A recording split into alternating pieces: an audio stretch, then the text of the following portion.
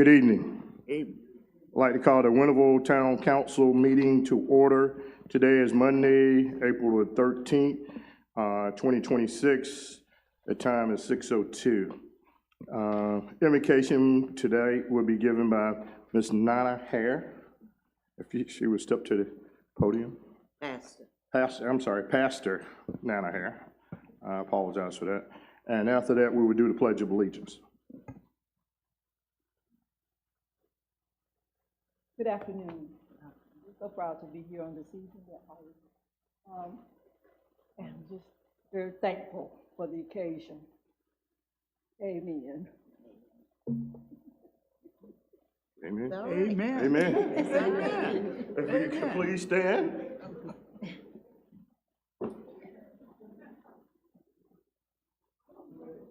I pledge allegiance to the flag of the United States of America and to the republic for which it stands, one nation, under God, indivisible, with liberty and justice for all.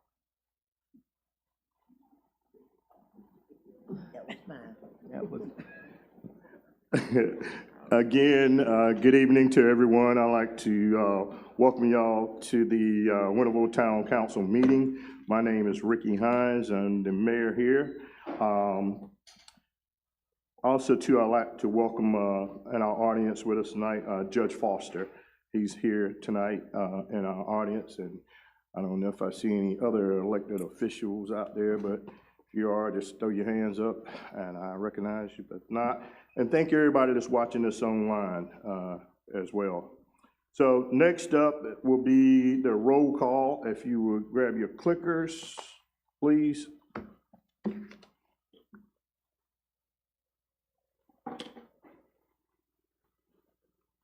Everybody is present except Dr. Brenda Harrell. She's out. She was not feeling well. She did let me know that she will be out tonight. Thank you all. Next up is the approval of the agenda, and turn it over to the manager. Thank you, Mayor. Good evening, everyone. We just have one quick change, and that is on the second page under other agenda items. Item number 5 will be removed as Councilwoman Harrell is not here this evening. We will bring that item back in May. All right. Is there any other? With that being said, could I get a motion to approve the agenda? Motion to approve with one amendment. second. Okay. Have a motion to approve the agenda with one amendment. Motion made by Councilwoman Smith, second by Councilwoman Robinson. Any discussion? If none, please use your clicker. Motion carry. Next up, we have some proclamations, and I'm gonna turn it over to the clerk. Okay, tonight we have several proclamations, as the mayor said. And I will recognize these. The first proclamation is the Pitt Community College Month. Whereas Pitt Community College has served as a cornerstone of education, workforce development, and opportunity in Eastern North Carolina since 1961. And whereas the college provides high quality, affordable, and accessible education that empowers more than 20,000 students each year to pursue meaningful careers and contribute to the vitality of our region.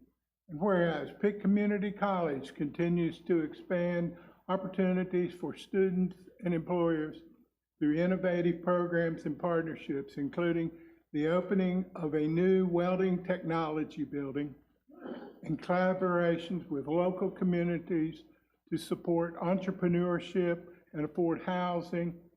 And whereas the college has earned national recognition for academic excellence, including a top-ranked cybersecurity program and designation as a military-friendly school.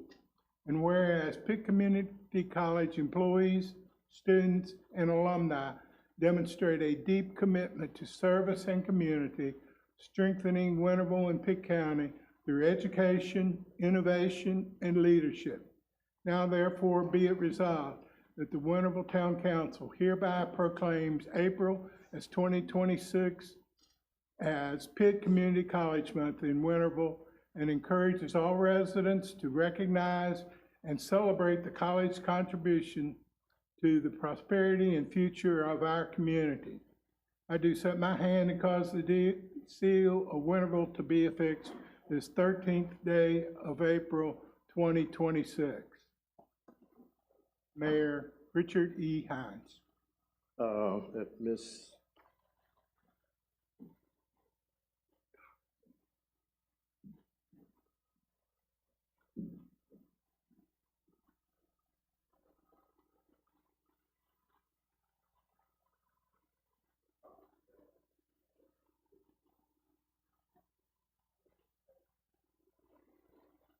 I'd just love to bring greetings on behalf of Dr. Farr, who could not be here tonight. We had to divide and conquer. But I want to share how much we appreciate you. I know almost every single one of you by face and by name. Thank you for showing up at Pitt Community College for our events, for being so deeply invested in our students and in our community. We really appreciate that. Also just want to share that we are so proud to be in Winterville. Mayor Hines and I like to tease about this a lot, but we really are your community college. And I like to share when I go out in the community that you can't go anywhere without running into someone who has come through Pitt Community College, whether you call 911 or you're at the hospital or a doctor's office or getting your hair cut or maybe getting your car worked on or your HVAC breaks or something. But we know our place and we know what our role is in educating and empowering our students in our community for success, and you are paramount to that. So thank you very much. Thank you. Excuse me. I would like to say that I started my career in my trade, went to school at Pitt Community College, and I tell you, it was very successful for me. And I would advise anyone, any young adult, if you're undecided for a four-year college, choose to stay close, near here in Pitt County. Pitt Community College will be the right place to be. I just wanted you to know that. For that. I need to put him on a commercial. Yeah. Thank you And for sharing he's that. right, Ms. Cox. In March, I was in DC. We had what we call Heal Day.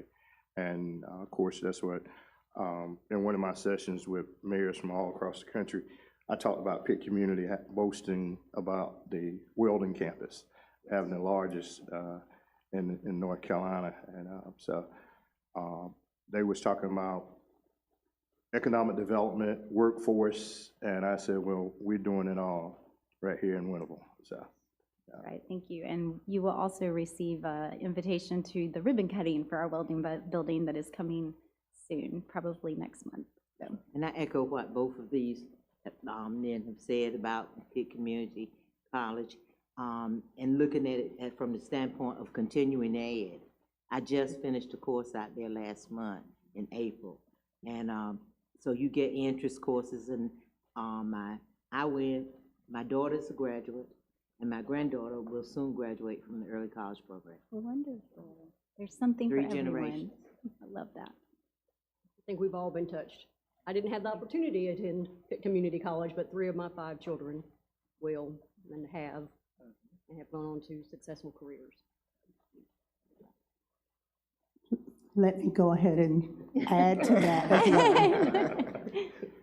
So I have a daughter who attended South Central, and she is going into her 3rd semester at Pitt Community College and has attained straight A's as well as become a nominee for National Honor Society.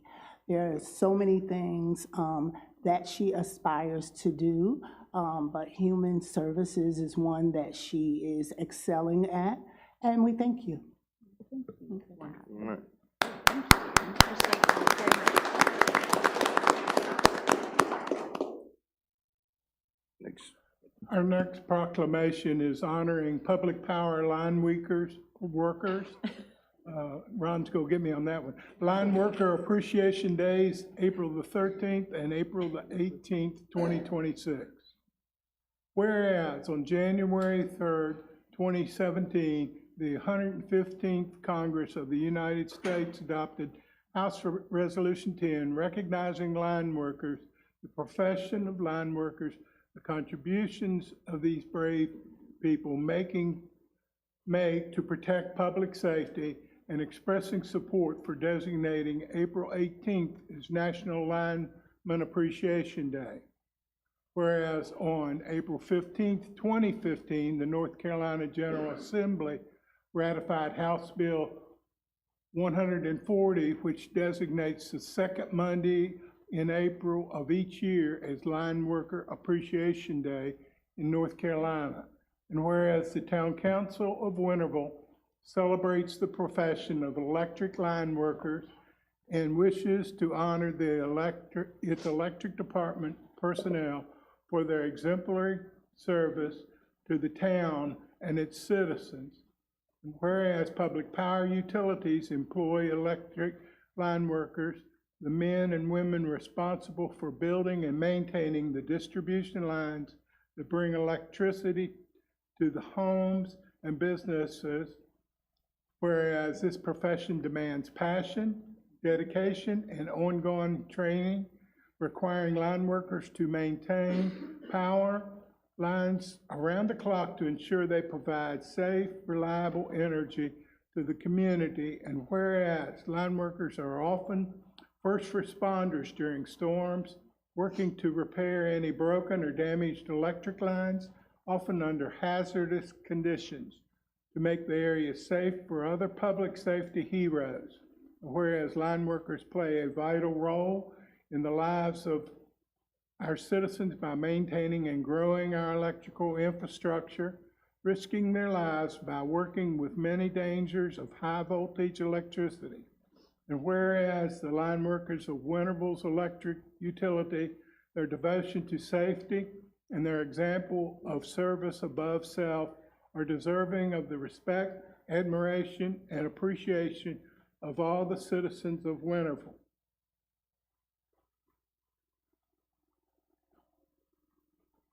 Now, therefore, the town of Winterville, North Carolina, joins with all North Carolina public power communities and all public power systems in the United States in these celebrations of Line Worker Appreciation Days. In witness whereof, I do set my hand and cause the seal of Winterville to be affixed this 13th day of April, 2026. Richard E. Hines, Mayor. Thank you to our utilities, our power workers. We appreciate what you do, your dedication to be out there in the time of danger and risking it all so that we make sure that we're safe. And we appreciate what y'all do. Thank you, Ron, and make sure you let your staff know.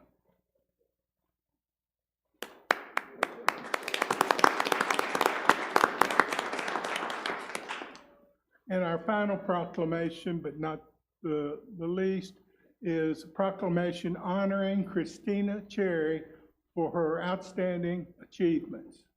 Whereas Christina Cherry is a 23-year-old resident of Winterville, North Carolina. Whereas she comes from a long line of caregivers, her compassion for caring for the elderly comes from participating in care for her family elders. Whereas observing that citizens are living longer, she noticed a growth in the increasing population of seniors in her hometown. She is blazing a trail in studying in the effects of aging and a way to help take care of our fragile seniors. This is an outstanding and needed trail to blaze and inspire her young peers to follow this trail. Whereas she was awarded the Winterville Historical and Art Society Incorporated 2026 Winterville Trailblazer Spotlight. Whereas she graduated from South Central High School in June 2021, graduated from Winston-Salem State University in December 2025, cum laude, with a BA degree in gerontology. August 2026, she will be attending Duke University Nursing School of Nursing Master's Program. Whereas as a young Black woman, she represents resilience, excellence, and purpose. She is smart and goal-driven and known for having a heart of gold, a special love for serving older adults. And whereas she says, this is only the beginning of my journey. More people than ever before are surviving in their senior years, and this aging population in demand for young Winterville gerontology trailblazer like me. I see this as the trail that God calls me to blaze and to inspire my peers to do the same. I have faith that God is going to reward me with my own elderly caregiving business right here in Winterville, where I can make sure that our elderly are treated with love, care, and respect they deserve. Now, therefore, I, Richard E. Hines, Mayor, and the Winterville Town Council hereby honor the achievements of Christina Cherry, gerontology trailblazing. In witness whereof, I do set my hand and cause the seal to be affixed this 13th day of April, 2026, Richard E. Hines, Mayor. Mr. Cherry.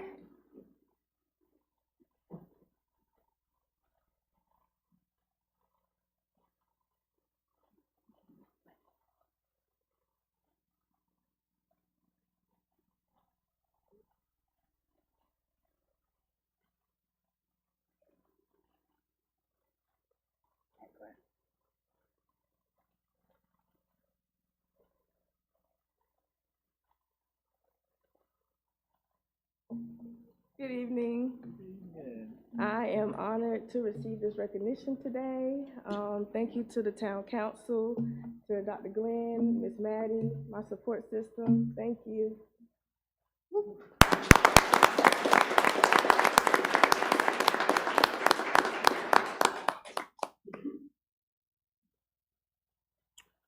Next up, our presentation, we have the National Fitness Campaign. Tristan Daughtry and Diane White, if you please step to the podium.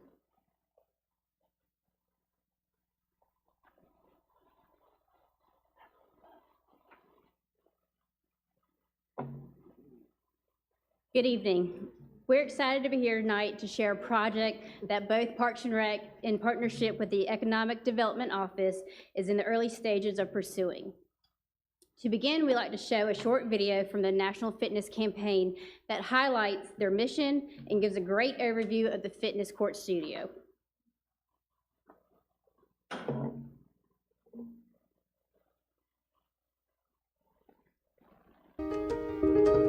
We're changing the way America thinks about fitness.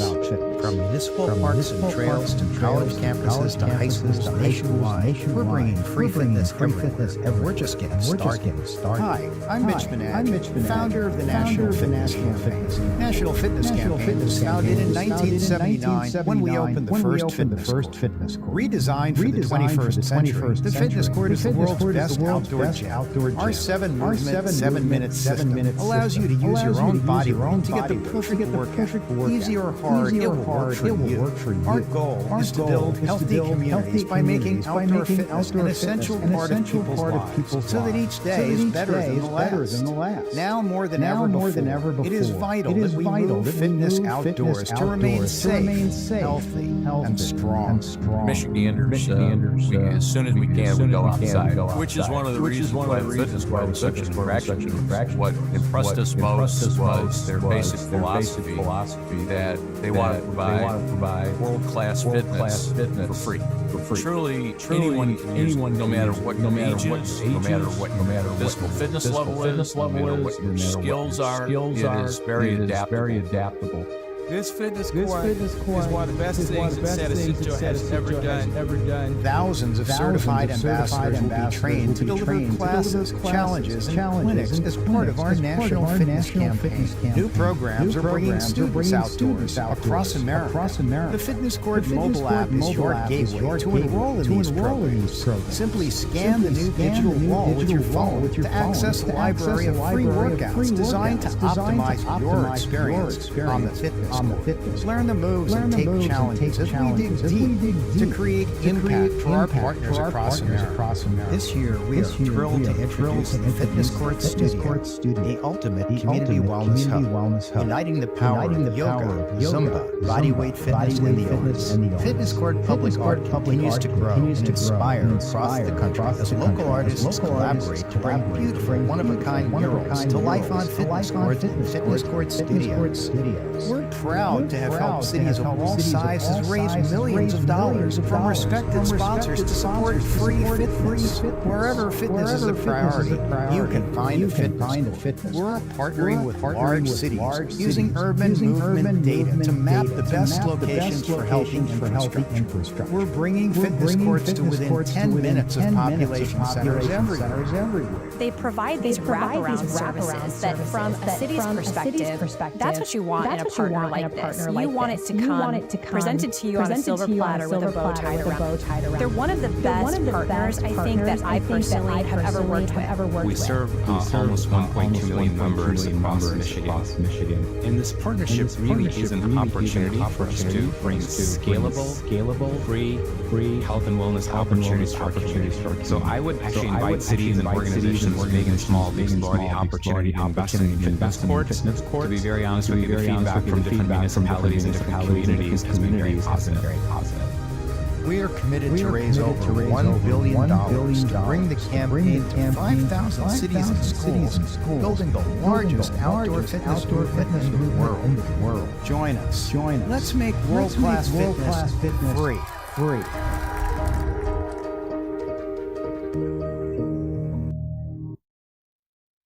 So as you saw in the video, the National Fitness Campaign is focused on building healthy communities through accessible outdoor wellness infrastructure. From our perspective, this is a natural fit for Winterville. We continue to hear from residents about the need for additional recreation and wellness opportunities. That feedback is also reflected in the town's comprehensive recreation master plan, where outdoor fitness centers are deemed as a priority. So this project would directly respond to that need. From an economic development standpoint, investments like this support quality of life and are seen as an amenity. They help make Winterville not just a place where people live, but where people want to stay, spend their time, and choose to invest. So right now, across North Carolina, we are seeing strong momentum with these fitness courts. There are multiple installations across the state, with more being added each year. We had the opportunity to visit one at Selma and to see how it functions and how the community interacts with it. Currently, the most recent installation is in Jones County. Our region has been identified as a priority area and currently does not have a fitness court studio like this. One of the most important aspects of this project is accessibility. This is a free outdoor facility designed for everyone in the community. It includes ADA accessible pathways and equipment that can be used by individuals of all ages and abilities. Whether someone is just getting started or maintaining their health, the space is designed to meet people where they are. So in terms of implementation, we're in a strong starting point. The town has been awarded a $30,000 Healthy Cities grant through the National Fitness Campaign. So that's kind of where we are now. Our next step is to pursue additional funding that would allow us to bring the project to life. So we're looking to pursue grant funding like the T-Mobile Hometown Grant, the Lowe's Community Impact Grant, and the PARTIF grant that's given through the state. And we're also going to explore other opportunities for funding, local partnerships, and different ways that we could fundraise to pursue this to its full capacity. At this time, we are requesting council to approve the resolution of adoption. This resolution does two things. It accepts the $30,000 grant that we have been awarded, and it allows staff to move forward with pursuing additional funding and partnerships. So I want to emphasize, this is not an approval of the fitness court studio itself, but it's an approval to continue pursuing this opportunity so that we can bring back a full project scope to council once we've pursued additional funding. So to close, we're excited about the opportunity that this project presents for Winterville, and we believe it aligns with the vision that we have for our community. We appreciate your time, and we're happy to answer any questions. Anyone have any questions? Yes, I have a question. With regards to this project, does this surpass the multi-purpose? I know we're having a special call meeting, I know that, but the pursuit of funding outside of the town or fundings, because we're looking for fundings for the multi-purpose center, does this surpass that? I don't want the multi-purpose center to be pushed to the side. That's my first question. And then my next question is, I want to ensure or transparency given if any funding is taken out of the taxpayers' money at some point, because it looks like a wonderful program. It will be free and available to our residents. But I'm thinking also with the multi-purpose center, there will be exercising things of that nature in there. I want to ensure that if in the event you all get the funding, that then, the taxpayers are made aware if they have to come up with money or monies is taken out of taxpayers' money to complete this project. So if you could share that now, that would be great. Sure. Do you want me to finish out of that? So in response to taxpayer dollar, I'll answer that with, we're at a unique position because right now, all we have is a $30,000 grant provided by the Health Cities grant through the National Fitness Campaign. We are going to explore funding options. So depending on what that looks like and what we get in return, we will develop a plan on how we fund it. We don't have that, we don't know that now.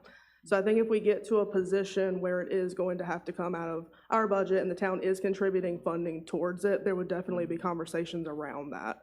So right now, we're developing the funding strategy to not include any of our own money, that we're looking to completely externally fund it, but it's kind of an exploratory process we're gonna go through as we apply for things and we find out if we receive those fundings or not. Thank you. Can you tell me the total cost of this? Is there a total cost that was provided with the $30,000, grant or that you have? That will be deducted from what total cost? So there's a couple of options in the way we answer that. So the way that you can do this is a variety of ways. You can just do fitness court, you can do fitness court, fitness studio, you can do local art, you can have shade. There's all these different elements that you can add on. If we did the most basic, we're looking at $180,000 in contribution for the equipment and the installation. And so that's what we're looking at. Now, there are other options where it comes out of a larger total depending. So the minimum would be $180,000. And the max would be? $280,000. And that basically is turnkey, that includes everything. Yeah, so there would be different elements and we can add those things on or we could choose to not pursue those. So I think we are very early on in that we received this initial funding and wanted to bring it and say, okay, we've been given the early preliminary funding and now we'd like to explore some options for funding and we don't know what those look like, what we would receive and what we would not. And that's going to determine the full extent that we pursue with adding a studio component versus not, adding shade, public art, different things like that. And so I have another question. So you all are asking the council to approve you move forward with seeking additional fundings. So again, we are approving that you seek additional fundings, but if you do not, how does that work? Are you gonna come back prior to asking for taxpayers' money? Because my stance is I don't want taxpayers paying any additional monies when we already have something in place that has been in place. This is amazing, it's a great idea, but we already have something that has been in pursuit. So I just want to make that clear from my position. Well, and I would say anything moving forward, whether we receive funding, whether we didn't, we would come back with a full project plan on whether this is not going to be in the near future versus we've received this amount of funding and we're still missing this. And so how we choose to pursue the fitness core, also how it's funded, will come back in a full project proposal.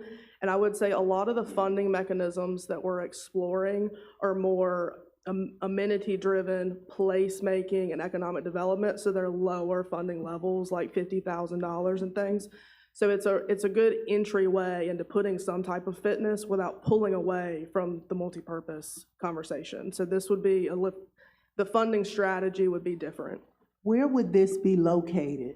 So part of the process moving forward with the project plan is we submit a variety of different locations, so we can submit all of our parks, we can submit any vacant land, and the National Fitness Campaign has a site selection committee, and they evaluate sites based on accessibility, road access, parking. So it hasn't, the site hasn't been selected yet. Part of our process in applying for the grant is submitting sites, and as we move forward with, first, if we do the fitness court versus the fitness court studio, it gets a lot larger, and so the space has to be a lot larger to accommodate it.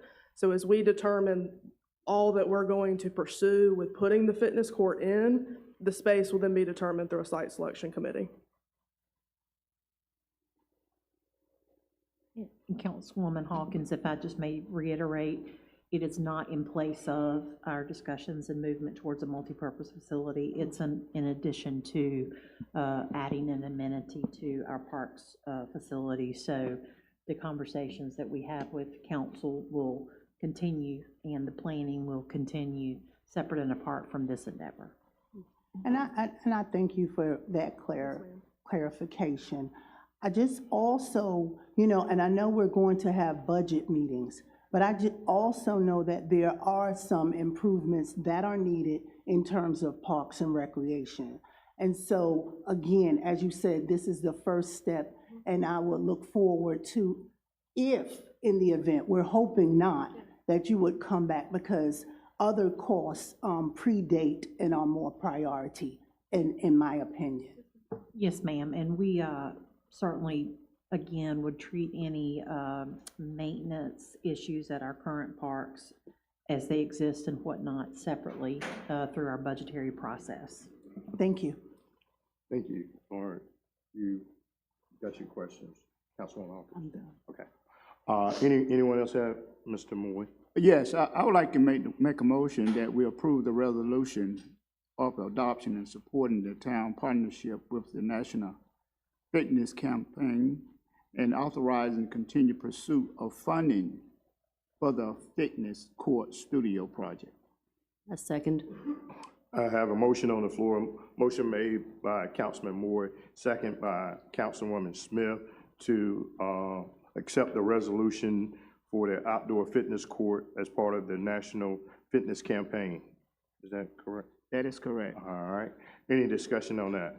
And can I elaborate a little bit on that? And Yes. the reason why I support this is self-sufficient. It's sort of like our playground that we have for our kids. For the little ones, the swings, the slides, and all of those things, and they out there, they're available at any time. And just make sure that you probably be on your own if you get hurt. Now, you have to be mighty careful out there, But, and it's the same thing about the playground that we have for the kids, Make sure that if you use the facilities that you know what you're doing. But that's one thing, is it can be maintained. You don't have to have a staff member out there. To me, it's a win-win situation if we can find the right way to support it. Okay, and Councilman Hawkins, I agree with you. We're going to do all we can, and I hope and pray that we can find ways and means that we can be able to receive some more grants to help support this program. Thank you. And then I want to add to that discussion, is there any, I know we have this presentation, is there any pamphlets? Is there anything that's going out to the community for them to look through it? And then in addition, and when you're looking at these activities, is there anybody going to, provide any guidance additionally via safety? I know the parks have swings and jungle gyms, which, are down on the ground and such, but things such as this might be another level. Is this age appropriate? Things of this nature, how do we get this to our community so then they can also have some say-so in what type of, attributes they would like in this? How does that work? Well, and so I think you're proposing a really good question that we can think about as we move forward towards implementation. So the cool thing is we're at the very beginning. So part of some of the funding opportunities that we're exploring, part of the funding requires community meetings and discussing the project and getting feedback there. But I think as we move forward towards actual implementation, once we get there, I think there's ways to program, ways that we can share how to access, how to use the equipment, safety briefings and things through our own programming. But the cool thing about the campaign is that it's not just infrastructure, it's an actual ecosystem. So they train ambassadors in the community where these fitness court studios are that are going out there on a regular basis and teaching and instructing how to use the equipment. So I think there's ways that you can partner with the ambassadors that train and use the equipment to do regular scheduled programming, to go through safety, go through how to use it. And then for the people that are using it on a regular basis, they're gonna have access to the campaign via mobile or desktop that shows how to do workouts, and you can put in your ability level and it gives feedback based on that. So I think what you're proposing as a question is actually good feedback for how we pursue the project moving forward. Thank you. If no other discussion, could you please use your clicker to vote, please?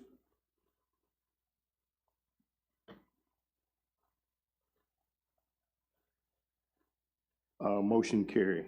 Thank you. Mayor, I'd like to thank Tristan and Diane for their hard work on this endeavor. It is an exciting opportunity, and thank you for putting it together. Thank you. Next up, we have Impact 180 Girls Flag football team, year-round opportunity for wonderful youth. Mr. Miles? Yes, sir. All right. Can everybody hear me well? All right. Good evening. Oh, I'm sorry. Good evening. How's everybody doing? All right. All right. It's nice to be here. I'd like to recognize Mayor. I appreciate you. Councilwoman Hawkins, I appreciate you for recognizing the things that I do. Impact 180. Before I talk about that, I'd like to talk about myself first. All right. I graduated from South Central in 2011. After I graduated, I went to East Carolina University. I didn't finish my first time around. I left and went to the military. Left the military in 2016. When I got out, I went and got my CDL, and I've had it for 10 years now. In 2020, my father was in a bad car accident. I got off the road, I came back home. I didn't do anything for a while. I went back to school. I went and got my degree at ECU. I graduated Distinguished Honors, magna cum laude, with a degree in sports studies, major in sports studies and a minor in Parks and Recreation Management. During my senior year at ECU, I started coaching here at South Central High School. I currently coach boys football. I'm an assistant coach for boys football. I'm an assistant coach for track and field, and I'm the head coach for girls flag football. Last school year was the first year that girls had flag football. From that point on, that was when Impact 180, girls flag football travel team got started. After the season, I didn't want these ladies to stop playing because they only had a 5-week season and there's nothing else going on for them. So my ladies actually travel. We just left the tournament yesterday. We were playing down in Mooresville. And we didn't do so well, but it's all about the experience that they get. One thing that we have a problem with is, being able to practice as much as we can because of facility usage and things like that. So what I hope to get from this is I hope that we can, you know, find a way to build on that. I don't want Pitt County to get behind because flag football is the largest growing sport in North America. And one of our own from here, Amber Clark, she is currently on the United States national flag football team. She has multiple gold medals as well. I'm sure many of you may know this young lady, but she couldn't make it here today. I asked her if she could make it. She would have been a good focal point for me to focus on. But what I want to do is I just want to help these girls have more opportunities to play. I think that they have an opportunity to catch up with everywhere else. Charlotte has a major program there. Really, a lot of places have major programs. I feel like we need our own here for these girls. I have a daughter myself, and nothing I want more than for these women to have opportunities to play as well. When it comes to coaching, I feel like I have more passion for coaching women than I do on the guy side. Guys, it's all about ego and the things they're capable of. Women, it is strictly development. They learn fast, they pick up everything, there's no talking in practice and things like that. I even tell them that, you guys can talk some, it's so quiet, it's like crickets out there. They're focused, they're just locked in, and that's what I love about that.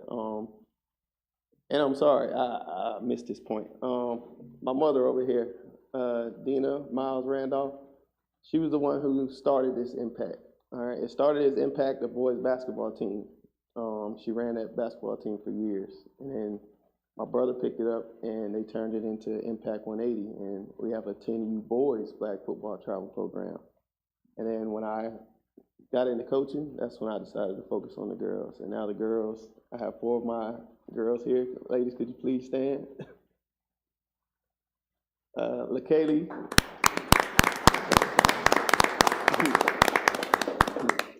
I got Kaylee, Kamaya, Lorraine, and Jalen. Ladies, thank you for attending this for me. All right, y'all can have a seat. Major point.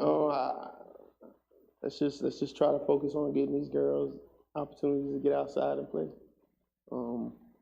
Any questions from anybody? I remember meeting you over at South Central on a Saturday. You was out there working out with the young ladies, and I talked with you. And we talked about your program. So I dabbled a little bit in coaching tackle football, so I found it very interesting when I went out there and saw them out there, and they were intense. They were feisty, and they was going at it. I was really impressed with them. They picked up on, like you said, they was picking up on what you and your other coach was trying to teach them. But I also was at Carolina Panthers game when they brought in the flag football. The girls from South Carolina and the girls from North Carolina played against each other, and Amber Clark was there. Amber was coaching the North Carolina girls. Oh, yeah. Yeah. So it was quite interesting, and the sport is growing in the western part of the state. And so hopefully we can get it here in the east. But my question to you is trying to build it year-round. Have you also looked at, just throwing it out, with the new Pitt County Recreation Department? Because they're getting ready to build more fields. I know across the river, they're getting ready, I think in the next month or two, to start building some open space out there. So that may be a good place if you're trying to continue what I'm saying, to try to keep them going right now. I know they're going to be opening up some fields over there. I think maybe, have you looked over at Alice King as well? Honestly, no, I haven't looked at anywhere else. Because I coach at South Central, my athletic director allows me to use the field, and so we've just been over there. I've also used Hillcrest Park for the recent camp that I had, and I'll be using it again in the future. Yes, sir. Thank you, Diane.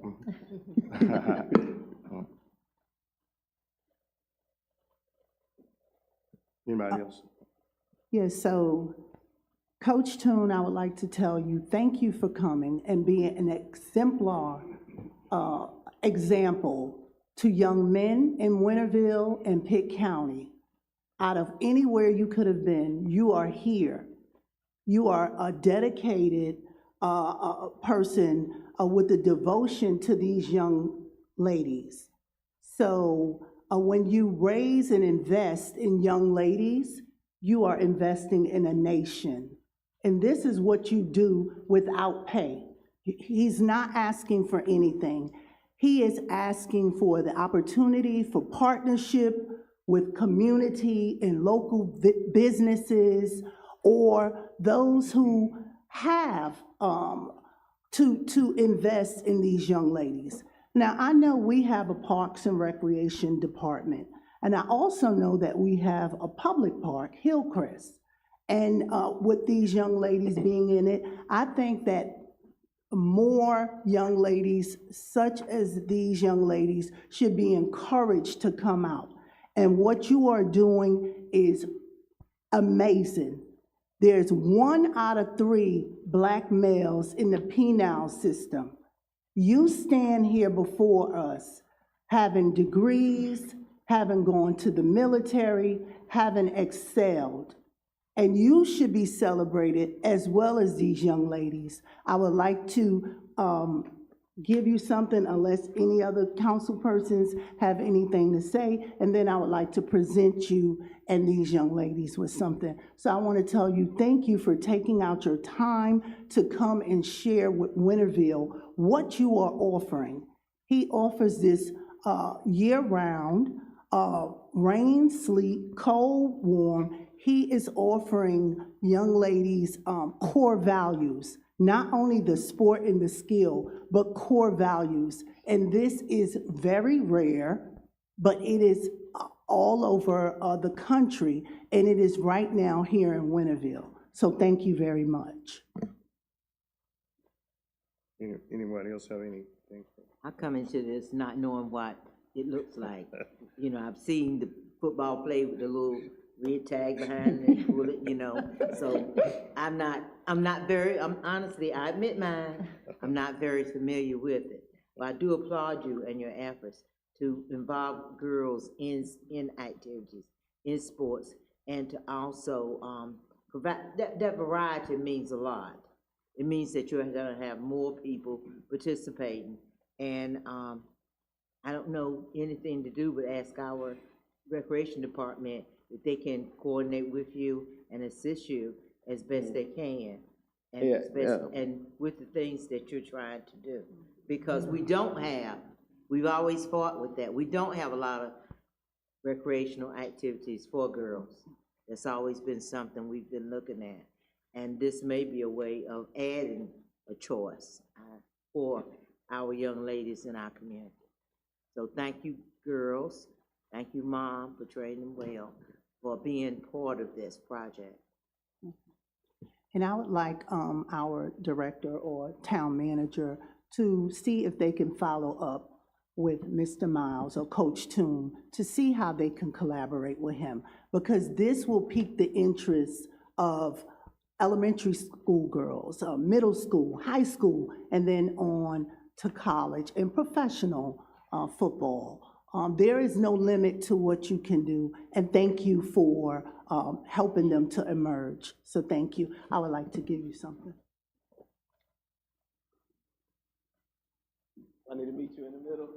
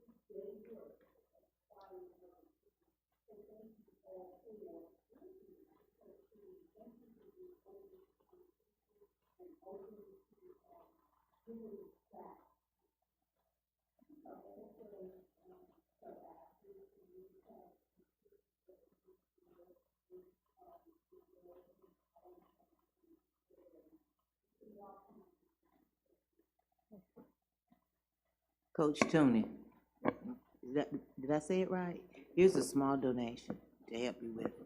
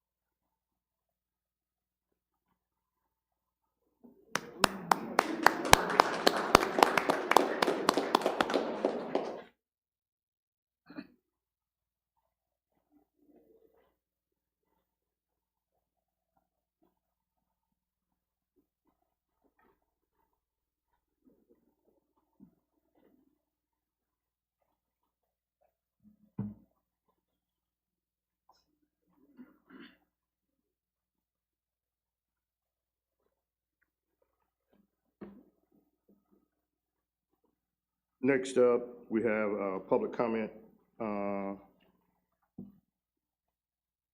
the public comment policy states that public comment period of 30 minutes providing an opportunity for residents to comment on any item included in the agenda to address the town council on any other matter related to the town of Winterville or any item included in the public hearing section of the agenda. Residents should address the council at the time the mayor invites public comments on the item. No public comment may be made to the council during the meeting except during the public comment period or as part of the public hearing. Individual speakers are limited to a maximum of 3 minutes, and no more than 3 speakers may address the council on any single matter. The town council may elect to take no action on the matter addressed by a speaker, or may schedule the matter for further consideration at a further council meeting, or may refer the matter to town staff for disposition. Copies of the public comment policies are available in the rear of the assembly room. And we do have one person that signed up tonight, and that person is Miss Brandy Daniels. If she could step to the podium, please. Ms. Daniels, just let us know your name. Of course, your address. We know your name now. Yes, good afternoon. My name is Brandy Daniels. My husband and 2 daughters live at 2945 Foxglove Drive, obviously in Winterville. Okay, right. Greetings, Town Council. I wanted to discuss 2 important details. I want to first ask if it might be a possibility to allow public comment maybe at the end of the meeting. Most of the time when I'm here at the meetings, I'm maybe going first, but I hear a lot of things, and then I have to return next month to actually respond to something that occurred that same day. So I'm not saying that we should forego this time, but maybe at the end, if there are residents still here, so that they don't have to retain what they heard, and then kind of repetitive with some of the things they heard a month ago. We're moving at such a fast pace, so that's something I would want you all to maybe consider. And then I also wanted to express my sincere appreciation in the town for approving the power cost adjustment. I was at the meeting that occurred a few weeks ago.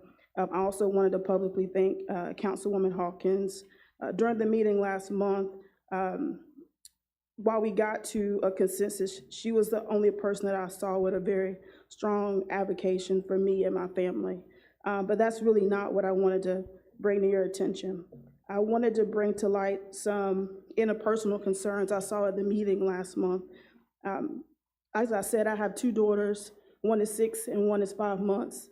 And I left my house about 6:20 to get here for a 6:30 meeting. And it has to be stated that for about 90 minutes, we sat and watched what I consider a tennis match, going back and forth on why we could or couldn't provide assistance for residents. At approximately 8 o'clock, Councilman Moore made one statement, was properly second, and within 10 minutes, we were in agreement for 50% of the costs. As a resident, as I said, that left my home at 6:20, it felt like a waste of my time. However, as a Black woman with a master's degree, it reminded me of how sometimes in settings, it's not what is said, but who says what.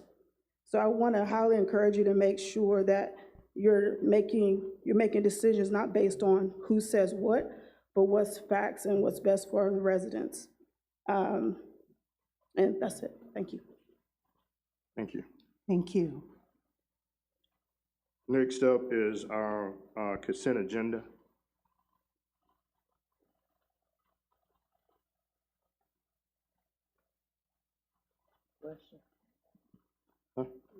Consent agenda. Once it's a motion, and then we can have discussion, correct? Yes. Okay. I make a motion that we approve the consent agenda. Second. I have a motion on the floor, motion made by Councilwoman Robinson, second by Councilwoman Smith. I now open up to discussion. Yes, so again, I would like to make sure that the consent agenda and all of the 8 items have been made available to the public in terms of when we see the list of items, again, where could that be referenced? I'm talking about for a citizen who has just walked into this room. I know I was told that this was going to be put on the website or what have you, but for a citizen who is coming in, how is this disclosed in terms of them getting information about the consent agenda? I don't know how other towns or municipalities does this, but I also do not know if other towns or municipalities have had a council person ask this. I just want to make sure that everything is disclosed and or prior to us making a motion for the consent agenda, that we reference and we share with the public where this can be accessed, and also explain to some degree what we are voting on if they have not gained access. That is very important to me. And then in that, with my statement, what can we as a council do to ensure that the public, has access or at least know what we are making a motion, what we are voting on, what we are discussing. Councilwoman Hawkins, I can speak to every month's full agenda packet, and there are abstracts and the associated information behind the abstract on the consent items in our agenda packet that's posted online for the monthly meeting. That's posted the same day that we send the packet out. So those items can be found in its entirety in that packet. And I'll leave any other discussion about the meetings itself to count. Yeah, sure. And I understand that, and it's for those who have access and or can get to that or can navigate to it. But for someone coming in to the meeting, can we at least have a copy on hand so that if someone wants to look through it, they can have that?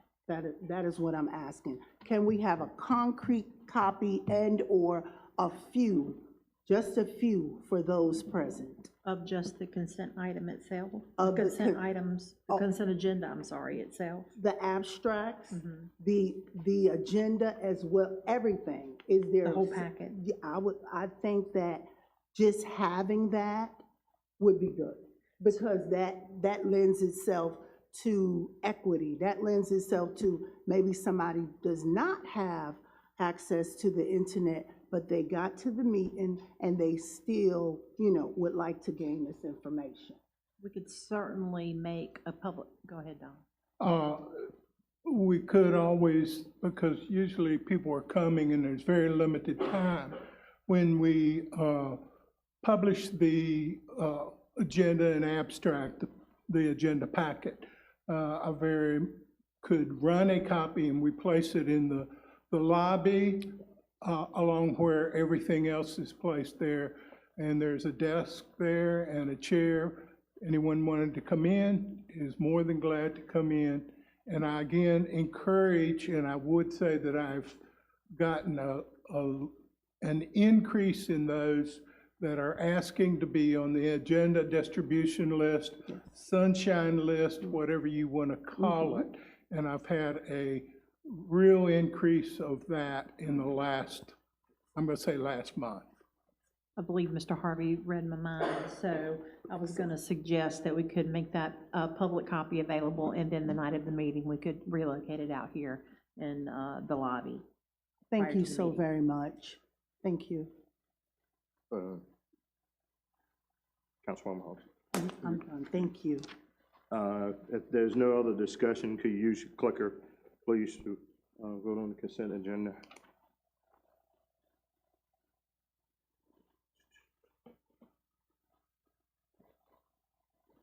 Motion carry. Thank you.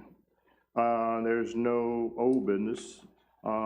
New business. Winterville Business Network International Use of Community Room. Tristan.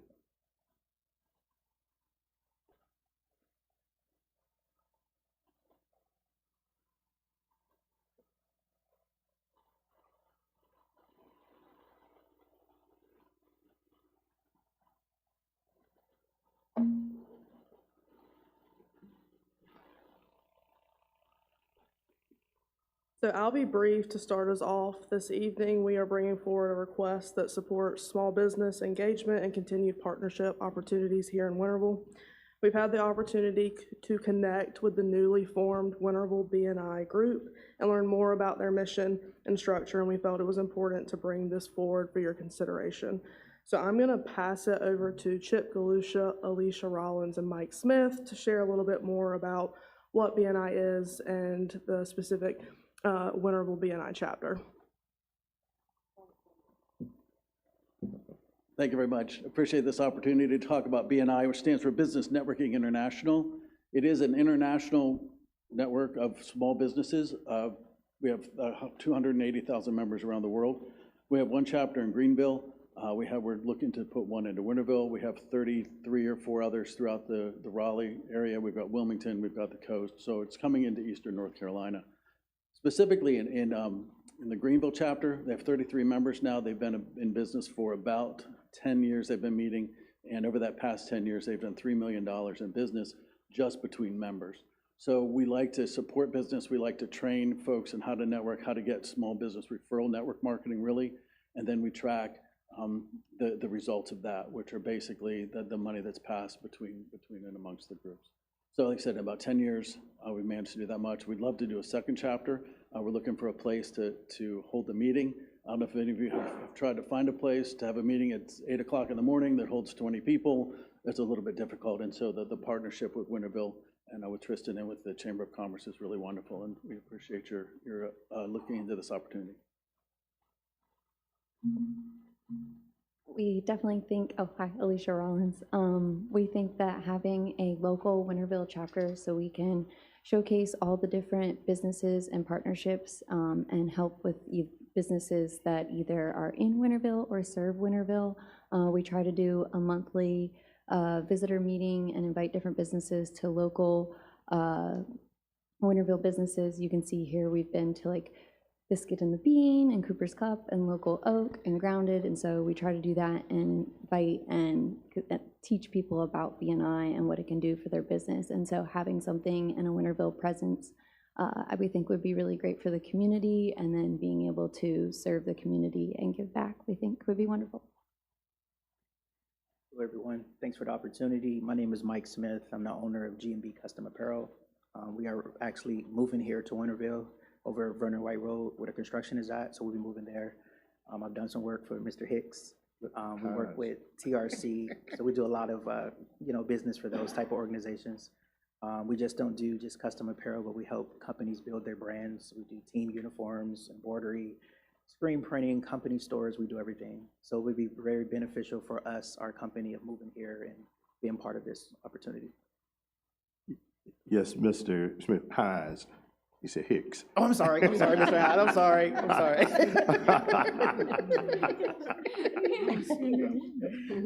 Hey, this is the first time I've been in this setting, man.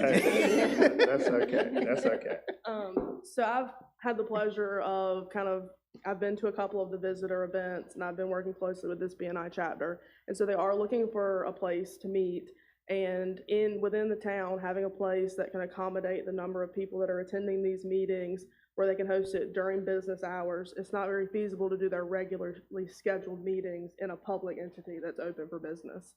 And so it would hurt my heart if the local business networking group had to meet outside of Winterville. And so the proposal tonight is similar to the way that the Greenville chapter operates. So they operate in a meeting location. They do not pay for that location, but they do a project or a service project in lieu of. And so for consideration, staff is requesting council's consideration to allow the Winterville BNI group to utilize the town's community room at no cost for weekly meetings in lieu of a service project to be determined at a later time. And we can answer any questions. Tristan, you've already consulted with the office manager at the public safety, or in the police department, Yes, who ma'am. does the scheduling and the time that the group meets and all works well. The time that the group meets, there are no conflicts until you enter voting season, which would be, we would have to make accommodations for that timeline. But at this time, there are no conflicts. Thank you.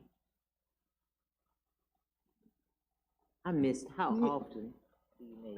They meet weekly. Weekly? Mm-hmm. How long are your meetings? Yeah, so 90-minute meetings, and it's just use of space. It's a formal staff-like meeting, so there's no food, things like that. And it's set up and tear down. Did I hear 8 in the morning? Starts at 8, okay. 8 a.m., which day of week, did you all pick a date of the week so that we can, what day of the week would it be? Thursdays. Thursdays at 8 a.m. Yes, ma'am. Is this, you say this is open to the public, and this is not open to the public? But it's just for the immediate, well, they can do this, right? Yeah, I guess they could. So you join the group. So it's open to the public to be able to join the networking group, and there's different representatives from different industries and things like that.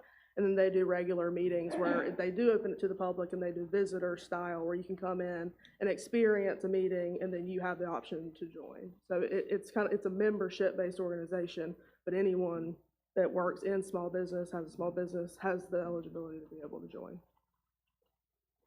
My question is, you say they have one in Greenville, and we only talking about just the full lane separate us in Greenville. So my thinking is, why you don't merge with Greenville? Probably the primary reason that we don't merge them or we have multiple chapters is one of the defining efforts is that for it to be an official member, we have one business in each chapter. Their whole goal is to build relationships between members. So we could in a chapter have 5 lawyers, but one would be an estate planner, one would be a criminal attorney, one would be a personal injury attorney. So once a personal injury attorney has joined or a real estate agent has joined a chapter, then for another real estate agent to come in, there would need to be another chapter. So we want to duplicate that because we don't want to have 14 of one kind of doctor maybe. And so this makes it, we're building relationships between these businesses. And so we're forming a realtor and a lending agent and a handyman and a roofer are all becoming really well connected. They know each other's businesses and they can serve their customer better. So yeah, and so yeah, in the local area. So you can't just have, oh, I want to join, but there's already a councilman on the chat. I couldn't join again. So that's why we want to put them in separate places. We could have multiple chapters in Winterville. We could have multiple chapters in Greenville. That's why I said we have about 35 in Raleigh. But it's defined on by what your business is. I have another question. So I see the image here and I hear you all explaining. Do you have a pamphlet for us? Because for me, you're asking the council to approve a date and a time with no limit, like this is from now on. We do also have a Chamber of Commerce that does similar collaboration and partnerships with businesses. So what makes this, somebody please help me. I'm asking the question for help. What makes this different than the Chamber of Commerce that we help to fund? And then now in addition, we would have this business or this company, and it would be taking the space, all right?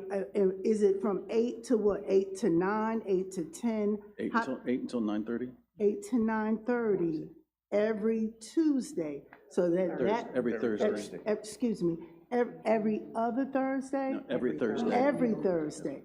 So, and that's why I need, because I'm a person who likes to read, so 8 to 9:30 every Thursday, that's just blocked off from now on. Is there a contract? Is there any policies? Is there any? They would fill out the application for rental application, if you will. We'd have that information on file, as we have done with other entities.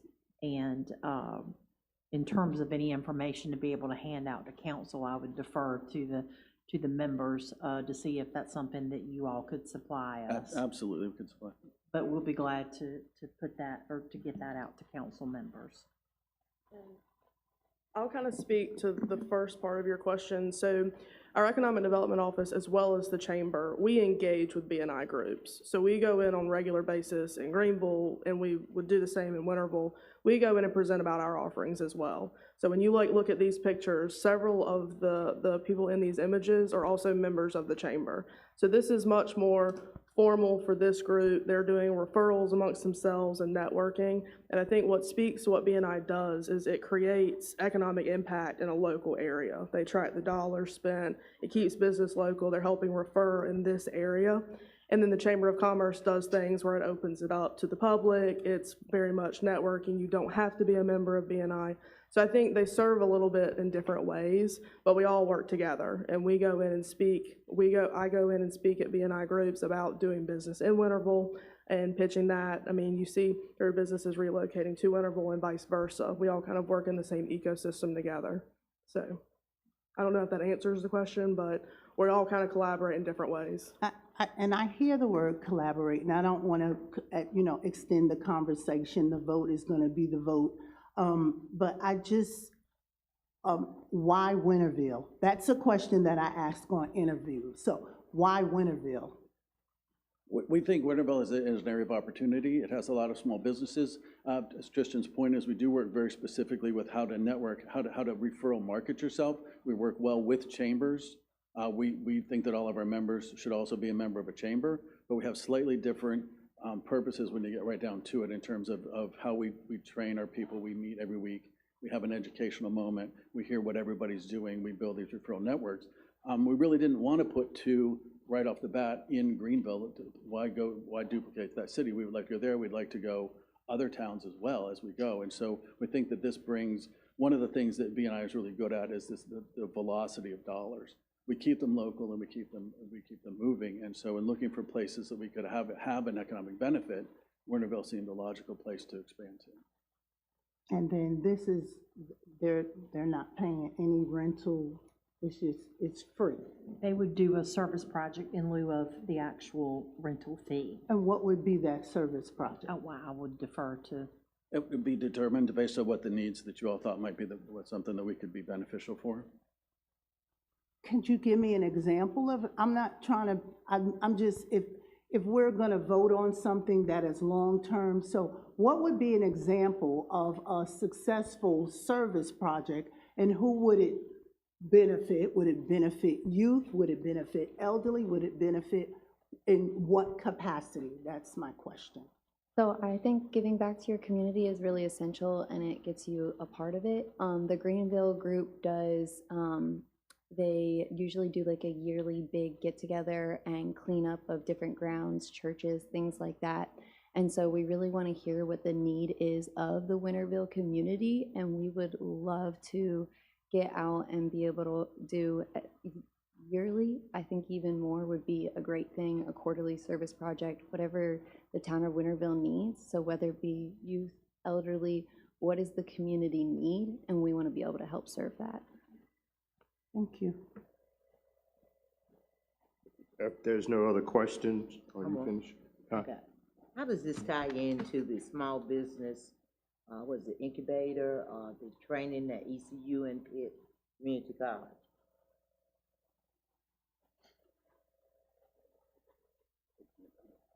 It ties in well with some of the other training. Again, people have different aspects of what they're looking at. So ECU, the School of Entrepreneurship, which also is where I also work, is really focused on having people start a business and giving them the training that they need, and how do they recognize an opportunity and create a business to do that. What B&I picks up is sort of the next step of that, is once you step out and you buy some tools and a truck and you're a plumber, like how do you get business? Well, you know, so you team up with a real estate agent, they sell a house and need some work. And when you do you put, I mean, you see them all the time, there's a lot of posts on just general like Facebook, like, hi, I need a roofer, and then you list like 9 names. Well, you don't know them. But if you're part of a network and I can tell you, hey, what you need to do is you need to hire Tristan because she did this for me and she's awesome and she's gonna do good work, that building of that referral network is what we're all about. The chamber has meetings, brings people together, works well in the legal environment, creates an ecosystem where small business can flourish.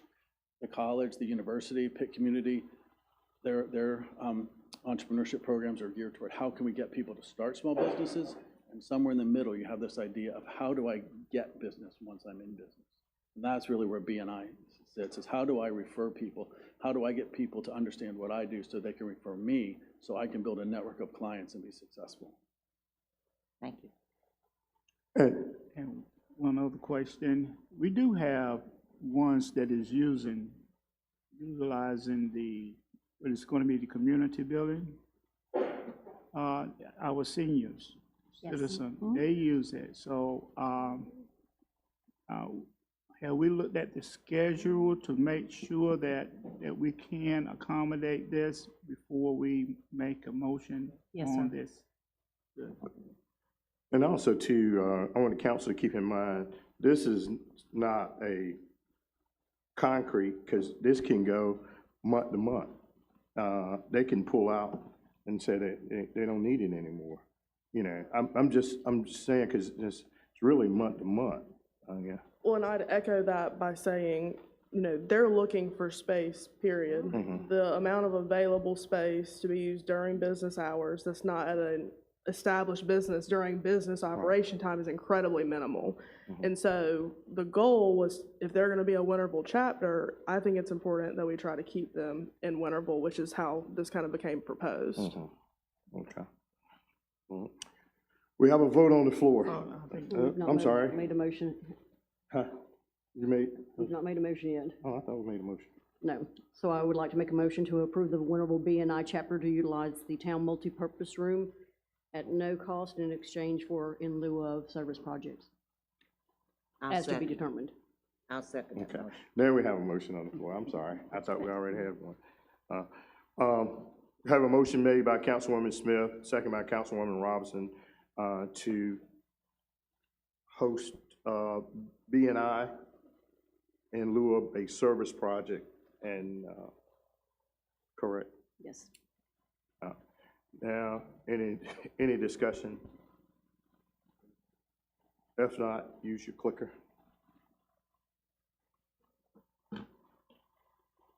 Motion carried 3-1. Councilwoman Hawkins voting no. All right, thank you. Next up, is it Cliff? It would be Anthony. Anthony, Assistant Town Manager, Bowers. Winterville Cemetery Expansion Project, contract award. Good evening, Mayor, members of the council. Tonight before you, we have the Winterville Cemetery Expansion Project. I know it's been ongoing for some time, and we're at a point now where we're ready to get some paving and some curb out there so we can get everything graded out and ready to go. With that being said, we received bids. We had a design done by Rivers and Associates, and we were able to add approximately 400 additional plots to the cemetery. We received bids on March 27th, and having received 3 bids, Lucas Contracting LLC was the winning bidder with a value of $363,221. This project was included in the budget amendment tonight because it was more than what we had originally budgeted in this fiscal year's budget.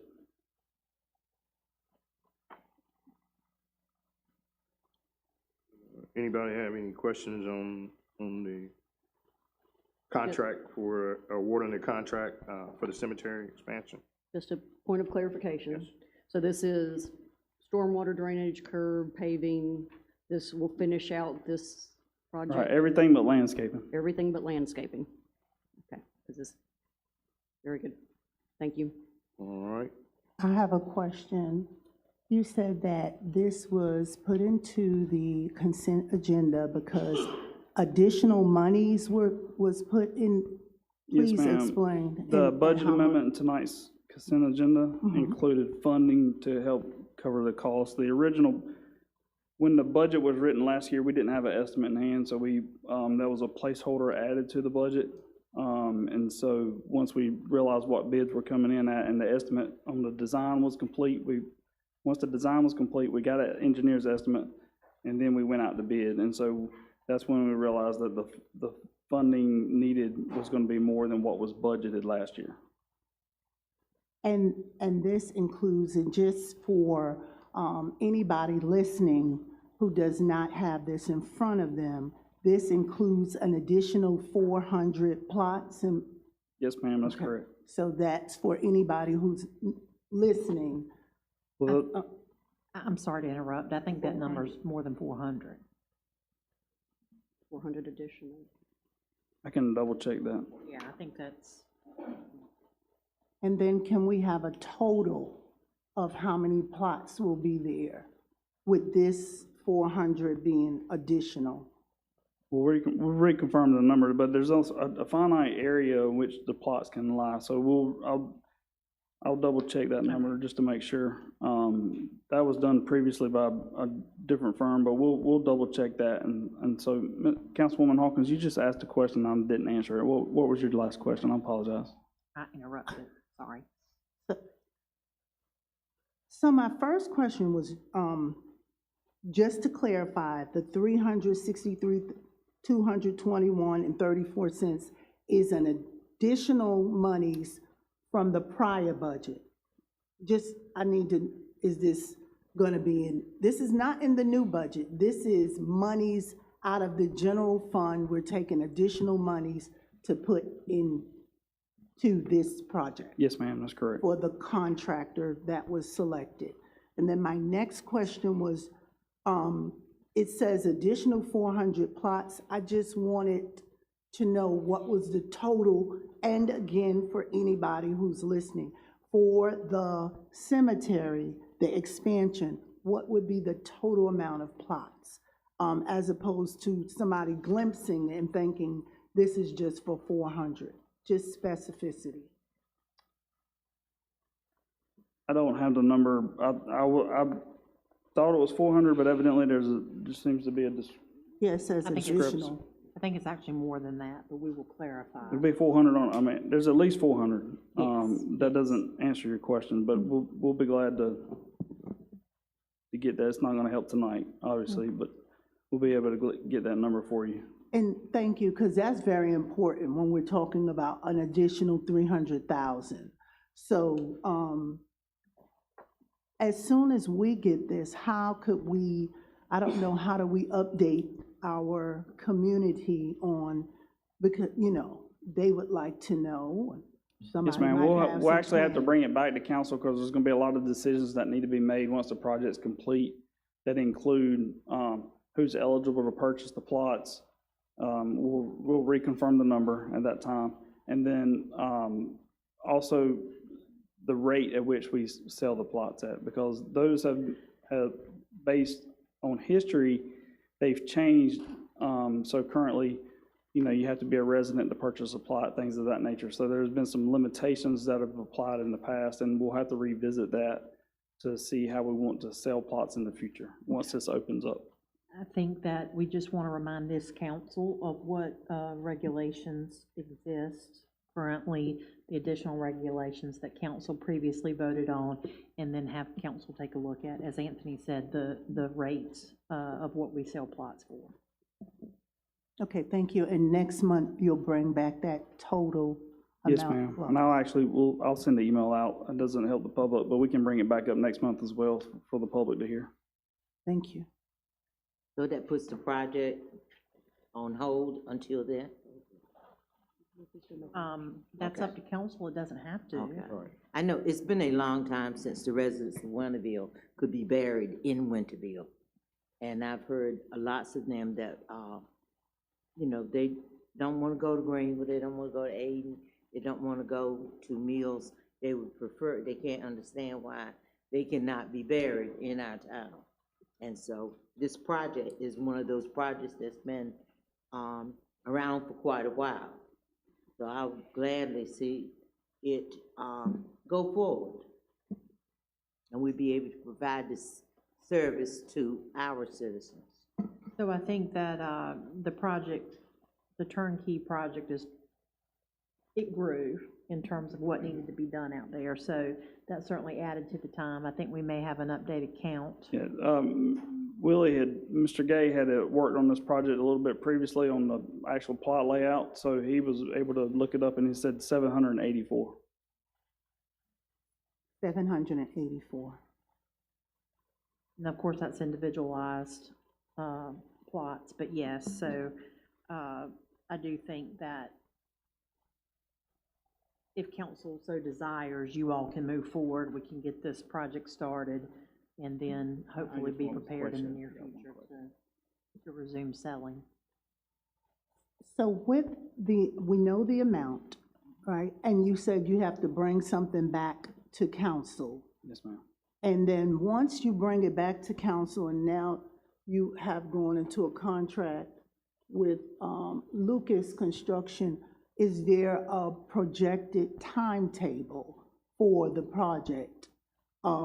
Like they'll have them, like, is it gonna be another year or 6 months, or how does that work? No, ma'am, he said on the short side, he can get started within 45 days. So I would expect everything, I would expect, worst case scenario, 3 to 4 months, to get through the summer. Thank you. Mr. Moore, I'm sorry. Mr. Well, Moore. I still want to yield to Council. Councilwoman Hawkins. I'm done. Yep, I'm done. This right here is a question to the town manager. Yes, sir. The regulation that we're speaking of, I think there's one that I think that everyone needs to be aware of about the monuments. Yes. Yes. So, Go I'm ahead. sorry, go ahead. No, ma'am. I think Councilman Moy is referring to a previous decision of council at staff's recommendation that in this expansion area, there will not be any headstones or above-ground monuments allowed.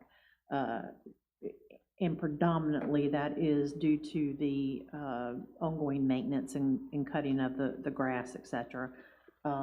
Staff will be working with area funeral homes and monument places to try to come up with some designs, if you will, of markers for the ground that people can purchase. But that's probably going to be the big change. And I do think that once we get back with council, we anticipate that in May, and we take a look at fees and we take a look at the regulations and whatnot, then we will make sure that we educate the public through the variety of our outlets, but ensure that everyone is aware of what the expansion area will cost and also what the regulations are. So since we brought that up, just 2 points. I was gonna make a motion.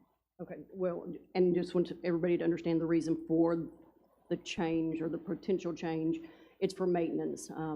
With the addition of 784 more sites, if you can imagine weed eating and edging around 784 more sites in addition to what we already have, and we want this to be a place that can be well-maintained and be a place where we would be proud and happy to have our loved ones interred. So that's the reason for that change.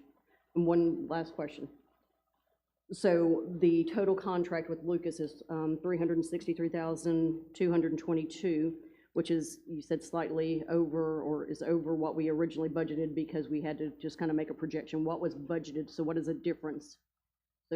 So we had originally budgeted 100,000. Okay. So we're backing out that, and then we added a little money in there for contingency in case there's any undercutting or any problems with the project. Okay. Okay. All right, I would like to make a motion that we award the bid to Lucas Construction LLC. And I second. Lucas Contracting LLC. Construction? Lucas Contracting. It is two different. It's contracting. It's construction on the bid tab, and then, but on the abstract, it says contracting, Lucas Okay. Contracting. It's contracted then, okay? Lucas Contracting, okay. All right. And I still second. Have a motion on the floor by Councilman Moy and seconded by Councilwoman Smith to award a bid to Lucas Contracting LLC. Any discussion? If none, please use your clicker to vote. Bless you. Thank you. Motion carried. Thank you. Thank you. All right, next up, before we go to that, can we take a quick recess?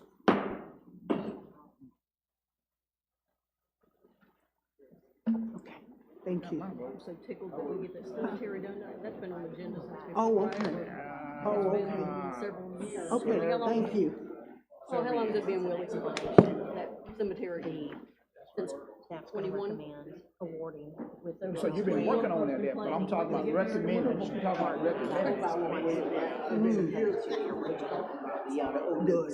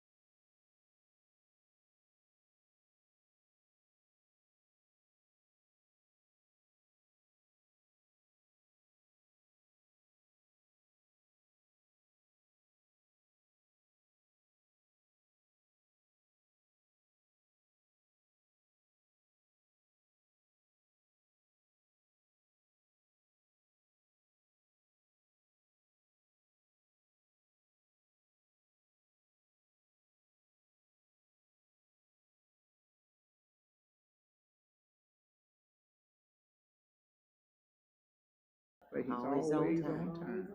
Ready? Everybody get, turn the mics back on. Yes, sir.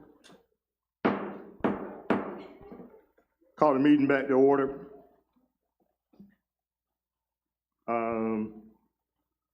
Assistant Town Manager Bowers, next up you have the Janitorial Service Contract Award. Yes, thank you, Mayor. Tonight, we have, the next item before you is the acceptance of bid from Blink Facility Solutions. They're a DBA. The parent company is IQ Journeys Incorporated. This was determined by our town attorney this afternoon, so thank you for pointing that out.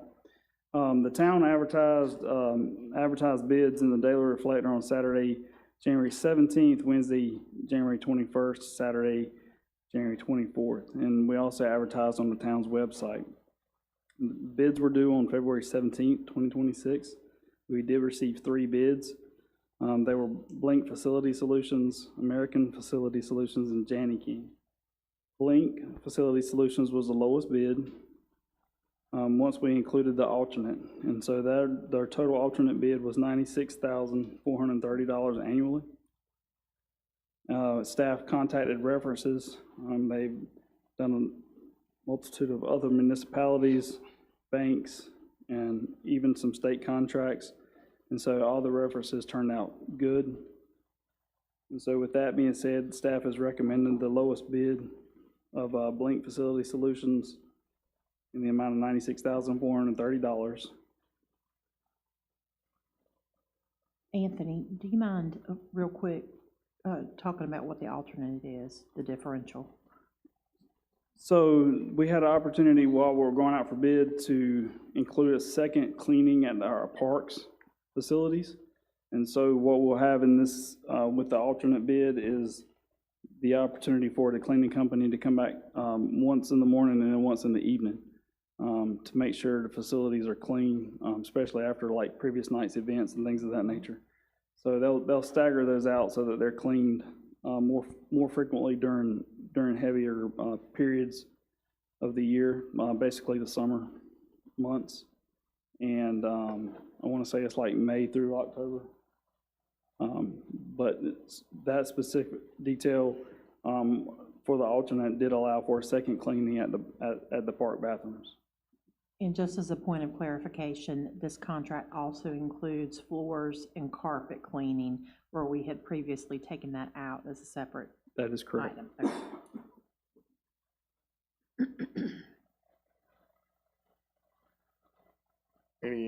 Any questions, anybody? If not, entertain a motion. I do have a question. Yes, ma'am.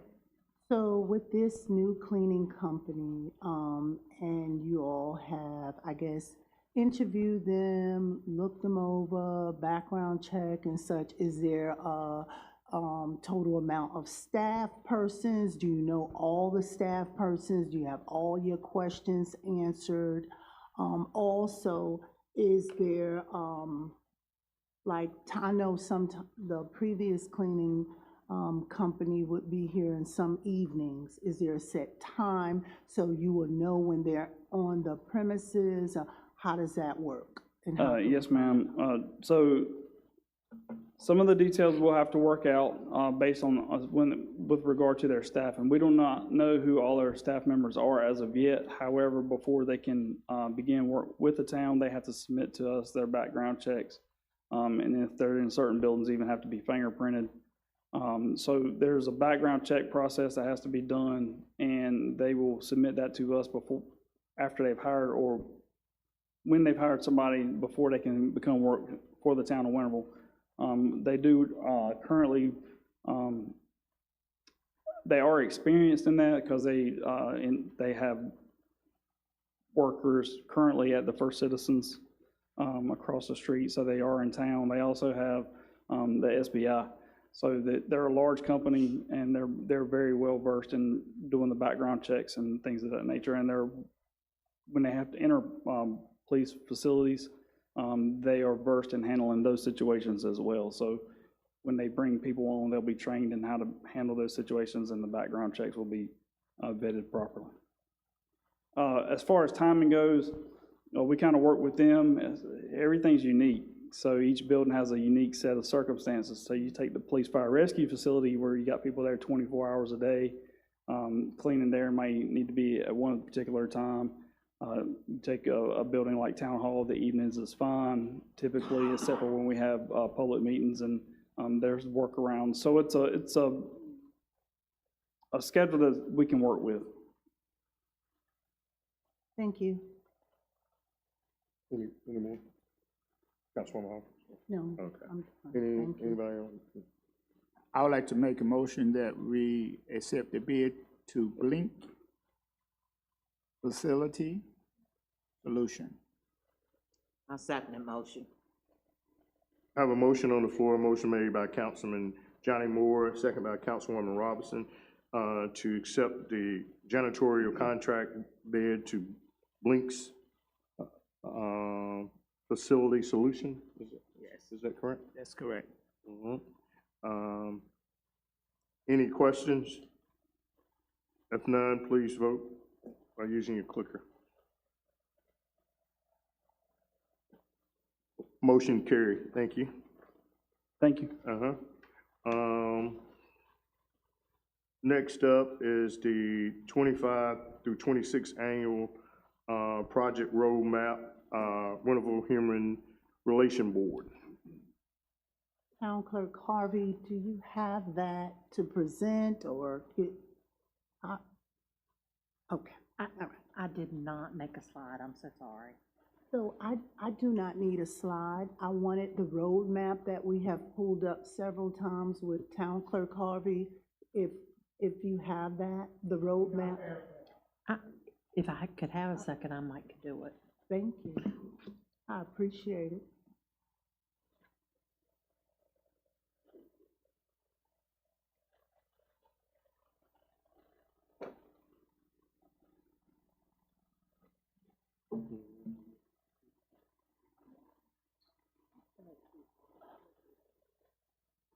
Oh, thank you.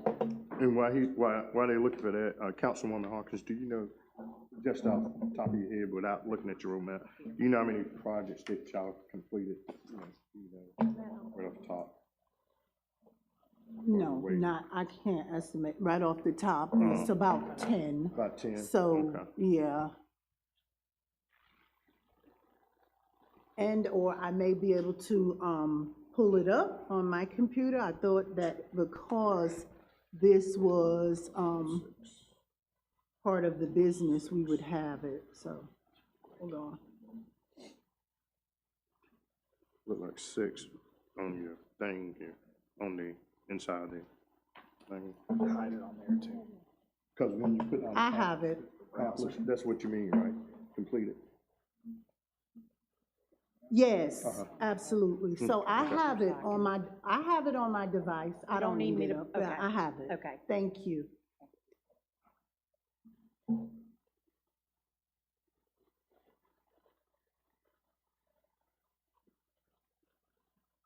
So I'll go ahead and begin.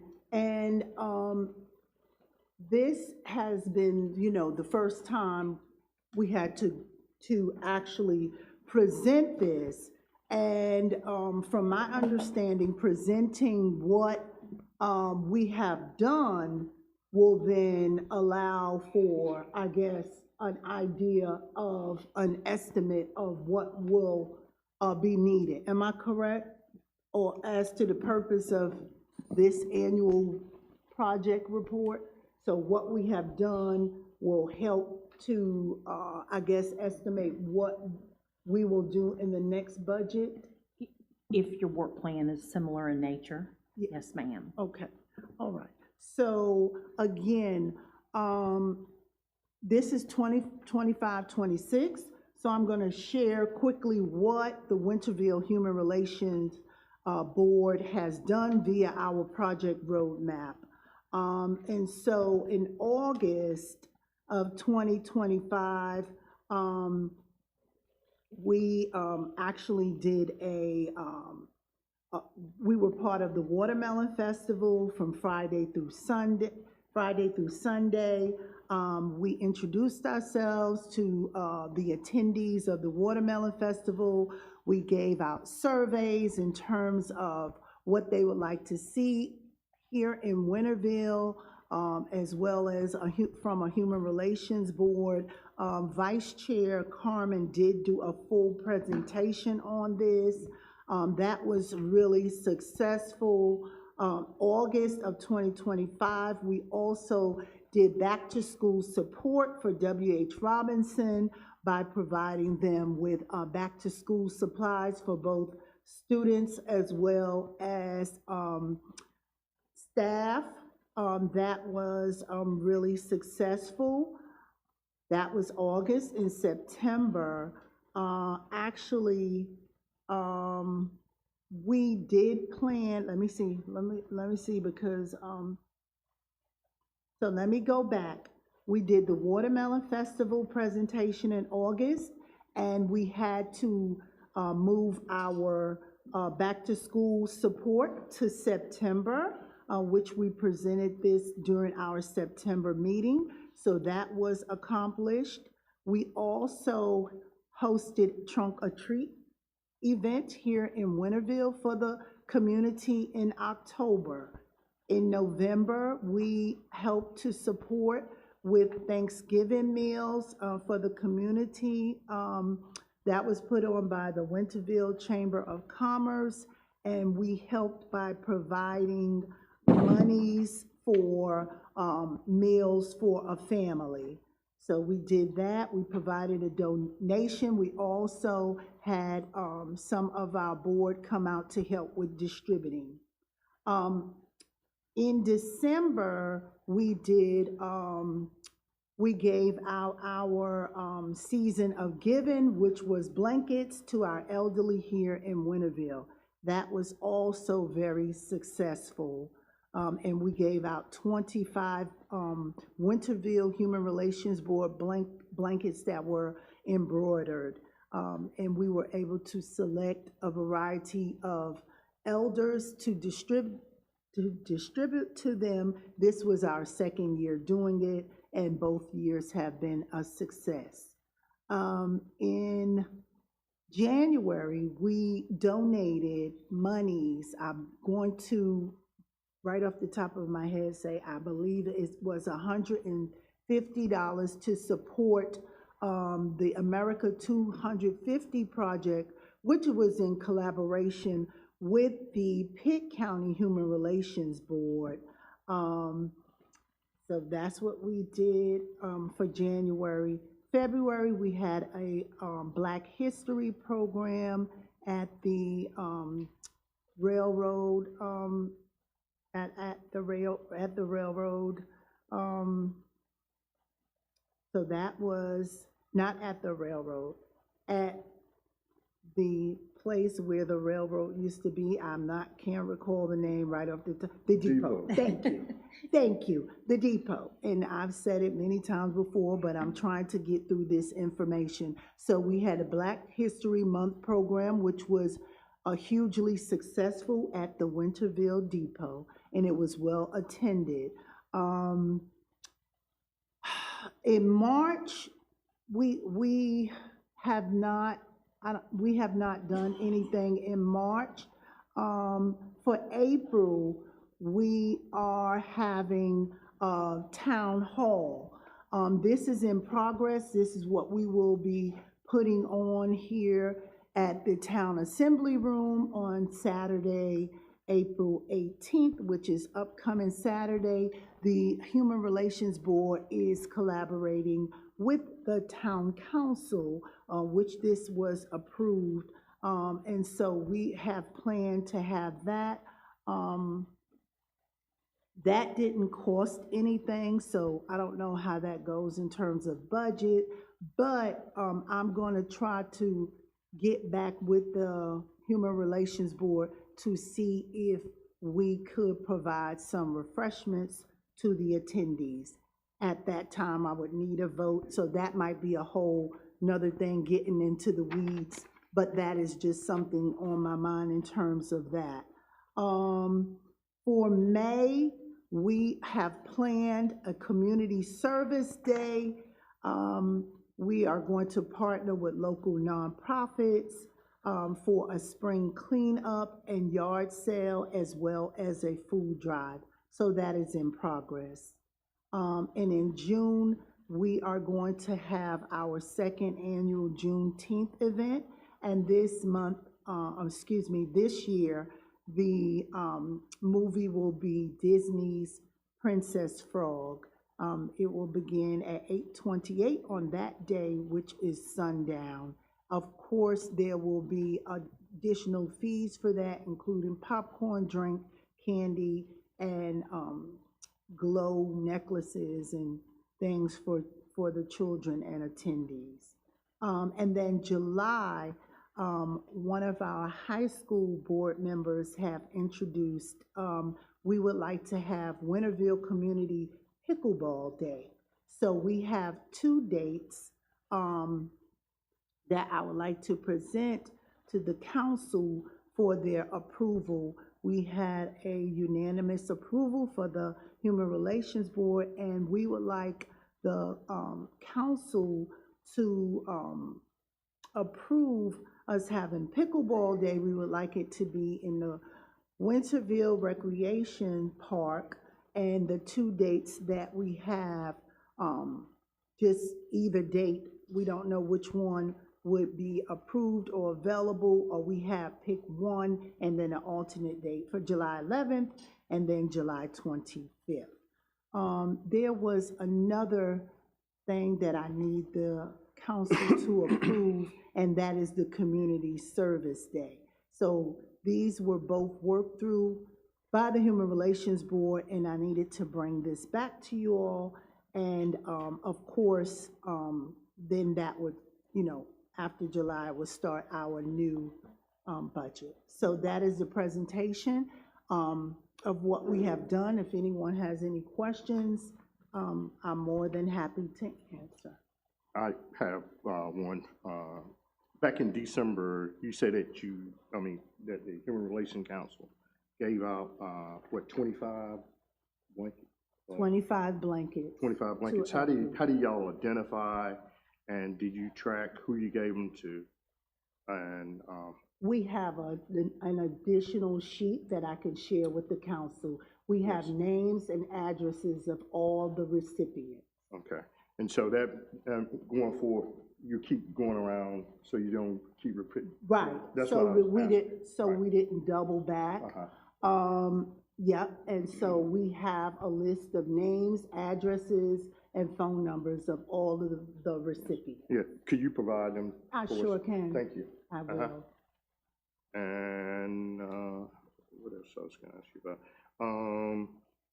And your June, so is it Juneteenth, or is it? It's going to be on June 19th, Juneteenth. Juneteenth, okay. Okay. Thank you. Anyone else have any questions? All right, thank you. Okay, and then with that being said, I need approval from the council for us to move forward with the May Community Service Day, as well as the July Pickleball Community Day. So I don't know if you want to, I need a motion for either separately, or how does that work? It is for the 2 events hosted by the Human Relations Board for May and then July. Now, on the May date, do you have a specific date? May 2nd. May Yes, 2nd? We have it's May 2nd. Okay. And then in terms of the location, believe it's going to be at the Hillcrest Park. And what that looks like is the community, there's parking spaces, and so we would designate the parking spaces so that if someone in the community wanted to come out and have their separate yard sales, but it would be a community yard sale, and what we would do for them to pay for that space is ask for, I think, a fee of, and it is, everything that I'm saying is in the minutes from the previous meeting. So if anybody wants to go back and reference it for detail, but we would ask for a $10 fee or canned goods. And Mr. Harvey can reference that if he has that up or can get to it. And now, I'm sorry, I didn't mean to cut you off, I'm sorry. But have y'all coordinated with Parks and Rec for Hillcrest We on are May in the the 2nd? process of doing that. I'm not certain, again, Okay. we can go back on our last meeting. Uh-huh. That was a discussion to coordinate with them. Okay. It has not been finalized. So instead of, until, I don't know if we need to make a motion until you get it, because it may be moved somewhere. So I'm just asking the question. So I'm communicating with Ms. White right now, and I believe she's looking to see, to ensure that the spaces are available for Right, both yes. events, the May and the July. Give us just a second. And then we can do both of them separate. Sure. Take motions on both separate. Sure, and the July pickleball will be held at the Winterville Recreation Park because it has the tennis court, right. So you would need, obviously, those marked up with the pickleball, Yes, for markings. those dates, and of Thank you. course, we've advertised, and we want anybody in the community who wanted to come out and join us to do so. So if y'all give us just a minute. Councilwoman Hawkins, if I may, is there a rain date for either of those? So, in looking at the May date, there was, and again, I don't have the minutes in front of me, so That's fine, I was just curious. So for the May, that was the first, we said we didn't want to do the second weekend because that's Mother's Day weekend. I do recall that. So I guess the rain date would be the 16th. But again, I should have had that in front, and I did try to find this out earlier, but I was unable to at this time. The date set is May 2nd. And as an alternative date, I know we do not want to do the second week because it's Mother's Day, and Mr. Harvey may have it. We do have one of the, just for the May 2nd event, we do have one of the picnic shelters reserved from 3 to 7. I don't know that that necessarily interferes with the nature of the community event, I'm not sure. I don't think it would. It would be a yard sale in May, and typically those are in the morning, and those end at the latest by like 1 o'clock. So I think 3 o'clock would not conflict with it at all. So you want to make a motion on the May 2nd? Are we doing them separate, Yeah, or are we waiting for the July? We're gonna do them separate. Sure, we can make the motion, but I'll add the alternative date as the 16th. I don't know if that is, Yeah, and I that think they're probably looking be, that up. you know, They're looking that up. probably be wise for your rain out date. Okay. 16. That's just the second.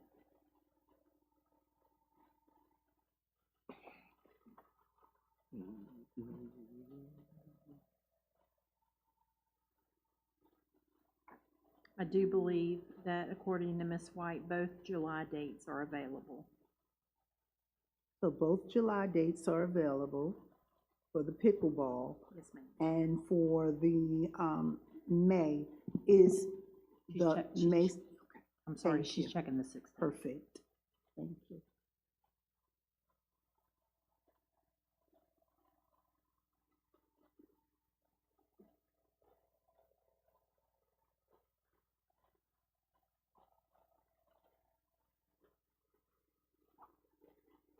Thanks to everyone for their patience. Thank you.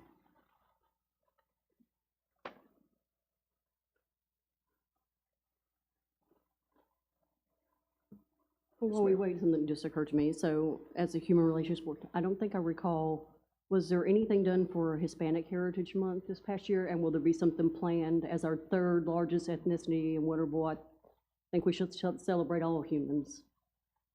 So Councilwoman Smith, actually, we did plan, let me reference back to the roadmap. That was something that we really intricately planned. However, we were unable to get, somebody said they were coming and then changed. So we can then go back to the minutes again. So let me go back in detail on the roadmap and share with you what we did plan. And we equally understand how important Hispanic Heritage Month is, and diversity and equity in having events. That goes for any other culture as well. So let me just share with you when that was. Where did we have it?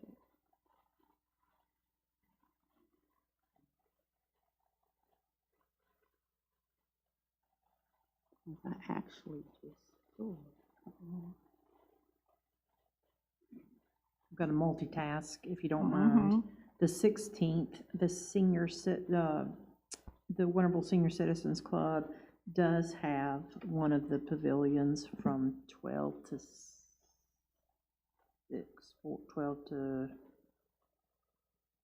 4. Okay, so that's Still workable. Yeah, that's fine. I wanted to ensure, and I recently just saw it on here, but I can assure you that we did plan for Hispanic Heritage Month, and Vice Chair Carmen headed that. She contacted everyone, and you will find that information in the minutes, which should be available for everyone. Now, with regards to planning forward for the new year, absolutely yes. We will also plan again, but we will plan ahead. There was some cancellation, hold on, and that is what happened. Look on page 104 on your roadmap.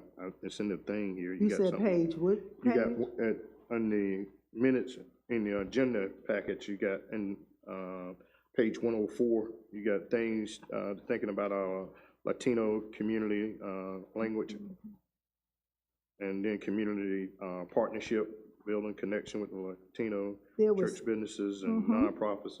That was in its title, Hispanic Heritage Month. Am I correct? Well, it's I'm looking down. It's basically like I said, it's on page 104. It's May, June, and July, but at the bottom and look, so like clip notes are. So what you got down here? So with that being said, I'm gonna ask that y'all take my word for it or reference the minutes. We did plan for Hispanic Heritage Month. However, that did not come to fruition due to some cancellations.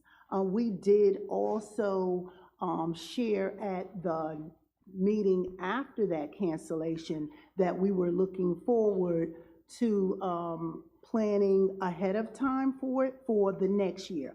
Have we planned out the whole full next year? No, we didn't.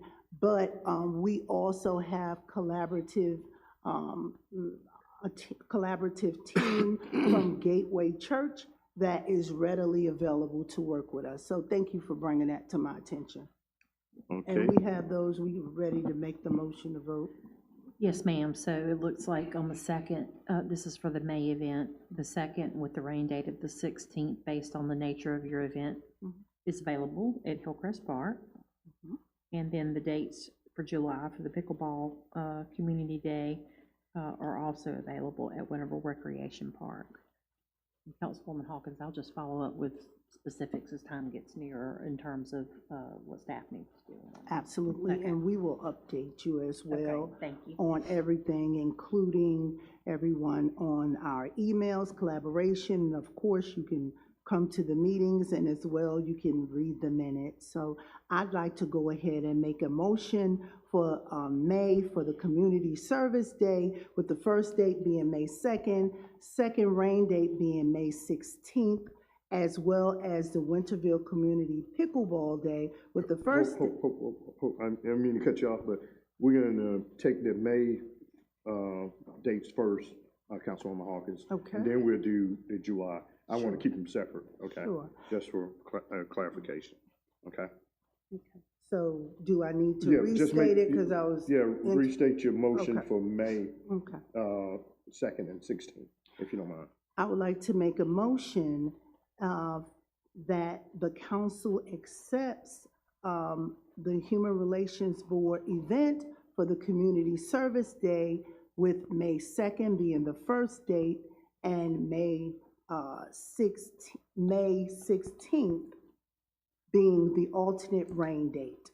Can I, yep, I made a motion. Okay. I second. All right, you have a motion on the floor made by Councilwoman Hawkins, second by Councilman Johnny Moore, for Community Day, May the 2nd, with alternative rain date, May the 16th.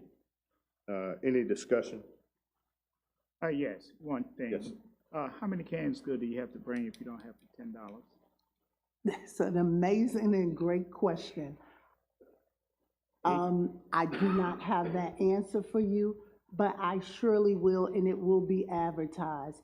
But it's either pay $10 for the spot or provide canned goods.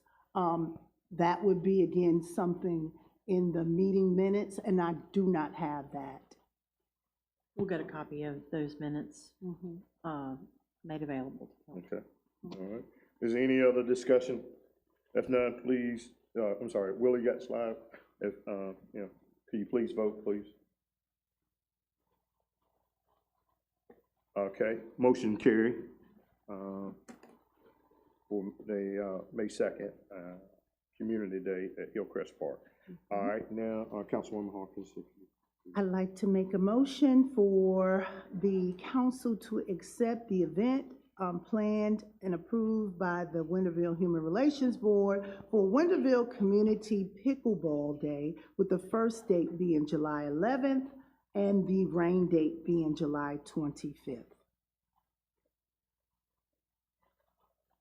Have a motion, do I have a second? I second. I have a motion and a second. Motion made by Councilwoman Hawkins, second by Councilman Johnny Moore, for Community Day, Community Pickleball Day, with the date being July the 11th, with the rainout date being July 25th. That's for the Winterville Community Pickleball Day. Any discussion? I just got one question. The question is, everything that you need for the event, do you have to have the balls and all of that, and you have to have somebody to know how to keep scores, and y'all gonna handle that yourself then, right? Yes, sir. We have our high school and college board members ready, set to go, as well as their families and friends. And that is another great question in terms of the materials needed. We discussed that during the meeting, and that is going to be coming out of part of the budget for us to put that on successfully. Okay, all right. Any more? Any other? Use your clicker to vote, Ms. Robinson. Motion carried. Thank you. All right. Next up, other agenda items, Hillcrest Park, basketball court, walking track, improving deferred maintenance, Councilwoman Hawkins. Yes, good evening. I wanted to address the condition of the basketball courts at Hillcrest Park. Town records and the adopted Parks and Recreation Master Plan confirms that these courts were last resurfaced in 2018. If I'm incorrect, please correct me. That means that they are now approximately 8 years old. Resurfacing is recommended for every 4 to 6 years. When I go on to the basketball court, it is not surfaced properly, and someone could easily fall or twist their ankle. So at this point, I would like the staff to provide a current condition assessment, history of the maintenance since 2018, as well as a schedule for life cycle of resurfacing basketball courts. Essentially, I am requesting that the council prioritize the resurfacing of this court in the next budget cycle and/or sooner. That should be a priority because the public is out utilizing that basketball court, in addition to lighting and other things that are needed. But the main thing at this time is the resurfacing of the basketball court. When I walk, in addition to that, walking on the track at Hillcrest Park is not easy. You have to pay attention to where you're walking because it goes up and down. It is not surfaced the way it should be. So that is what I'm bringing before the council tonight. And I would like this to be looked at, prioritized. In addition to that, I am requesting inspection logs in terms of the park, because for the duration that I have been going to the park, this has been like this. So in terms of inspection logs, I would like to know when this was identified and when, is it being planned to be improved? That is my question to you, Town Manager Parker. Thank you, Councilwoman Hawkins. Ms. White is at the podium, and I believe she can speak to the previous resurfacing. Sure. So for the resurfacing of the basketball court, that actually was done in 2019. We've actually already contacted the North State Resurfacing Company, and they have pictures, and they're actually working on a package for us. So we're working on that right now. With the walking trail, so your typical walking trail, typical service life is about 20 years.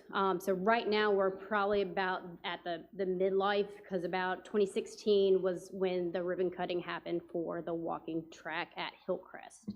So right now we've already worked on getting a quote, basically just to be able to have in our budget for the 26-27 budget year. Anytime if, with the basketball court, the walking trail, if something like that needs attention, because obviously sometimes we're human, we miss it, please call me, email me, stop by, let us know, so that way we can keep it on a consistent schedule. So I thank you for that information, and that is the purpose of me asking for inspection logs. I know you're human, but if you have someone out inspecting these things, then they should catch it.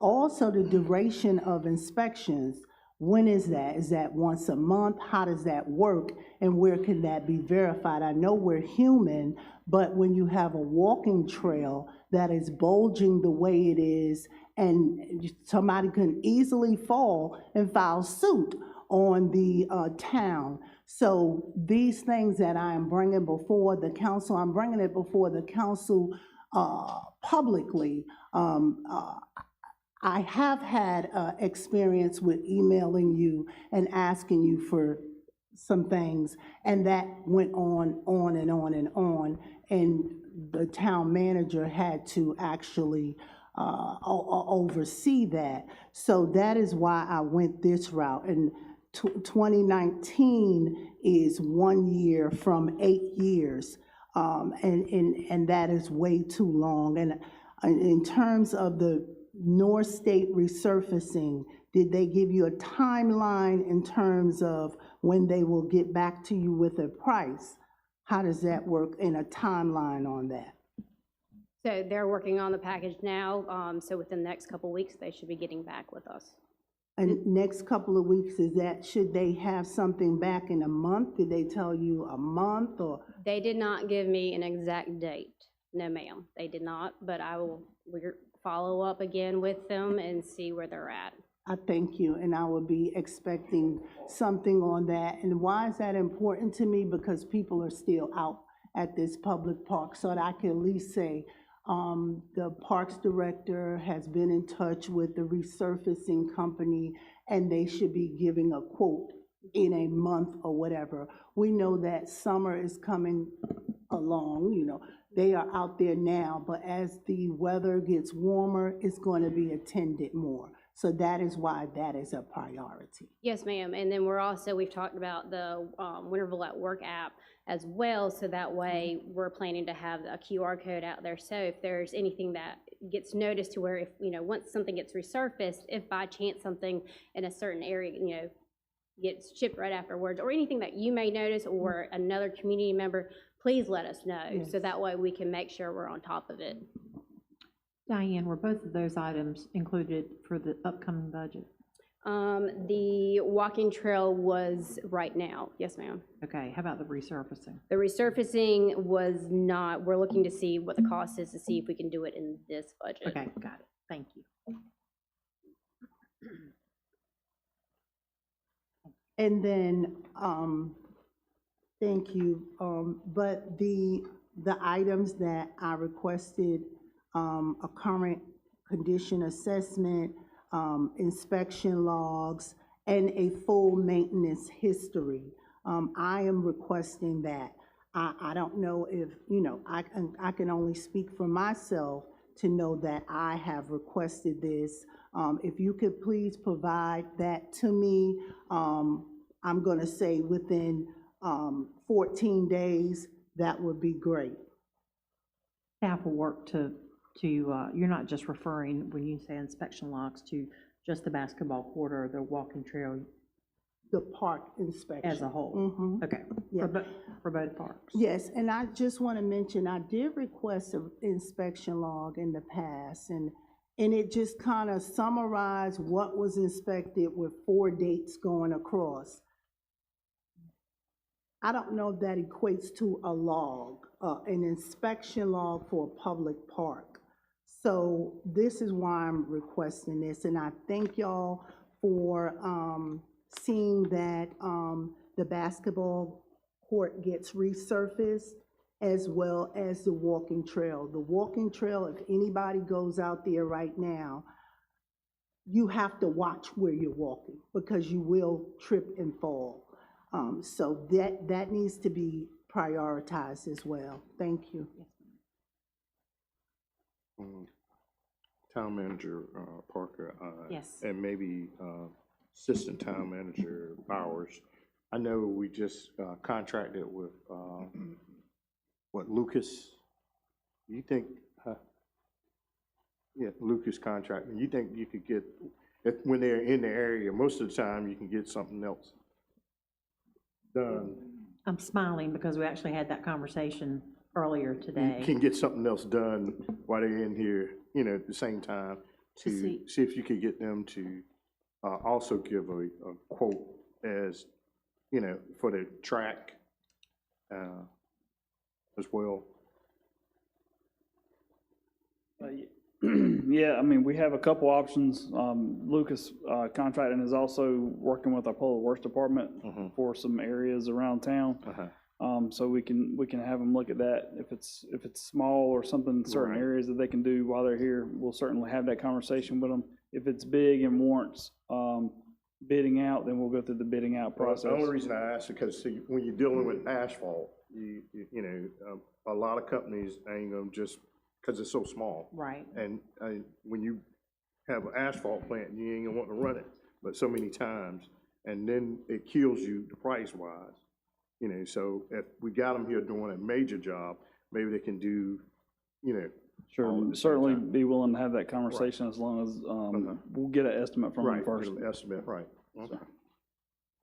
I did also want to mention the need for parking spaces. How does that work? Are we working on like expanding the park? Because I know the area in the parking lot has been utilized for teaching youth how to, look at traffic in the traffic garden. But that has taken up the spots that were actually architecturally made for the park. So how do we accommodate for that in the near future? I do believe, and I'm doing this off the top of my head, that 6 spaces were taken for the traffic garden, if I'm not Yes. mistaken.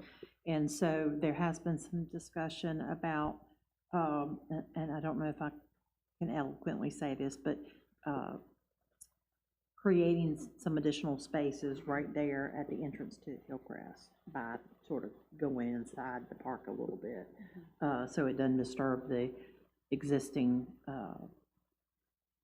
area other than to add additional spaces. So I do think we can get a few additional to at least hopefully, and I'm looking at Anthony, not to catch you off guard, but hopefully to offset what the traffic garden took when it was installed. Is there a timeline for that? Is that this year, next year? How does that look? I know that we were looking at that maybe along with our parking project. I'm not sure, Anthony, help me. So essentially, we were looking at expanding the park. We had an option on 2 pieces of property that we were working on diligently and trying to expedite those. Unfortunately, the one initial property that would be the most advantageous to the town got tangled up in some legal issues that made it difficult. So a straight up transaction was not possible at that current time. We still have a future opportunity to expand in that regard, as well as a piece of property across the street in the entrance to the park. There has been some negotiation discussion with those property owners. However, they have not, that meeting occurred within the last month, and they have not gotten back with me as of yet to give any indication as to whether or not they're interested in working with the town at the moment. I have not worked on any project that creates actual parking spots within the park itself as of yet, but it's certainly be glad something we can look at. But yes, it would be a limited number of spaces off the top of my head. So without the additional acquiring of land, I don't know that we would be able to largely expand the parking. But I do think there's an opportunity, and I'll talk with the landman to see if we can possibly create at least an offset. Thank you. Is there any way that you can come back with some information next month? Yes, ma'am. We can give an update. Thank you. I appreciate it. Absolutely. Thank you, Anthony. All right, Councilwoman Hawkins, you ready to move on to number 2, or? I am. Okay. Pretextual traffic stops, ongoing support for Civilian Review Advisory Board.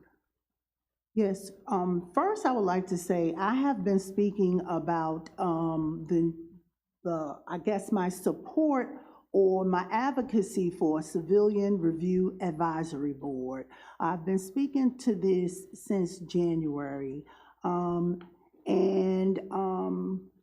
also spoke about traffic stops last year as well. I did some research in looking at, well, the information I can get from this year is only January and February for traffic stops and with disparities.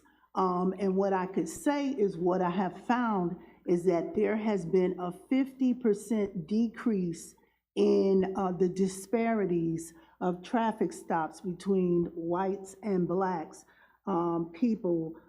As of this year, last year it was close to 300.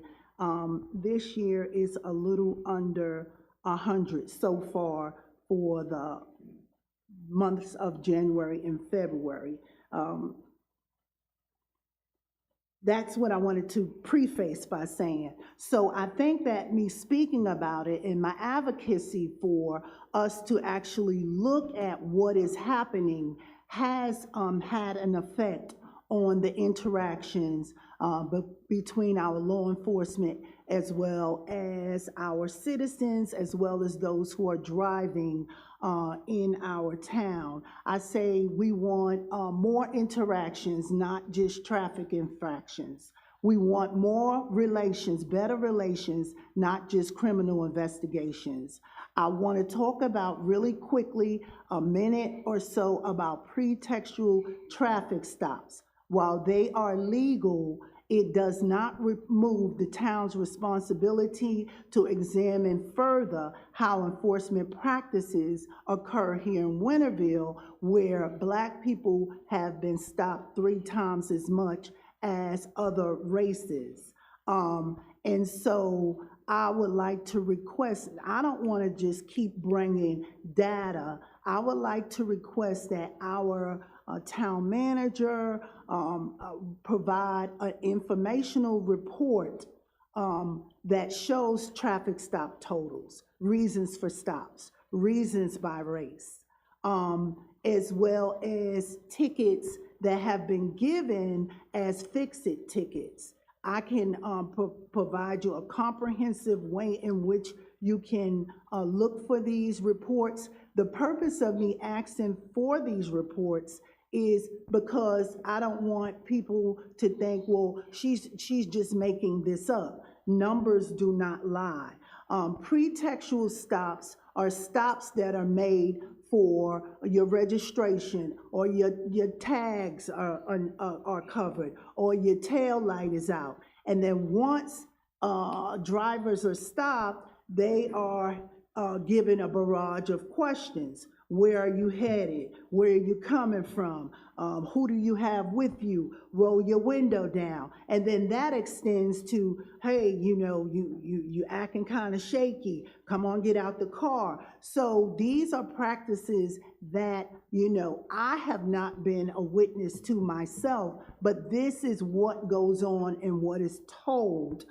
So I would like for us as a council, not just myself, to look at the practices of these traffic stops. And while I looked at January and February, so far the stops have decreased. With that being said, again, Black people are stopped twice as much as white people, even though the numbers are down. I'm happy the numbers are down, but the disparity still is present.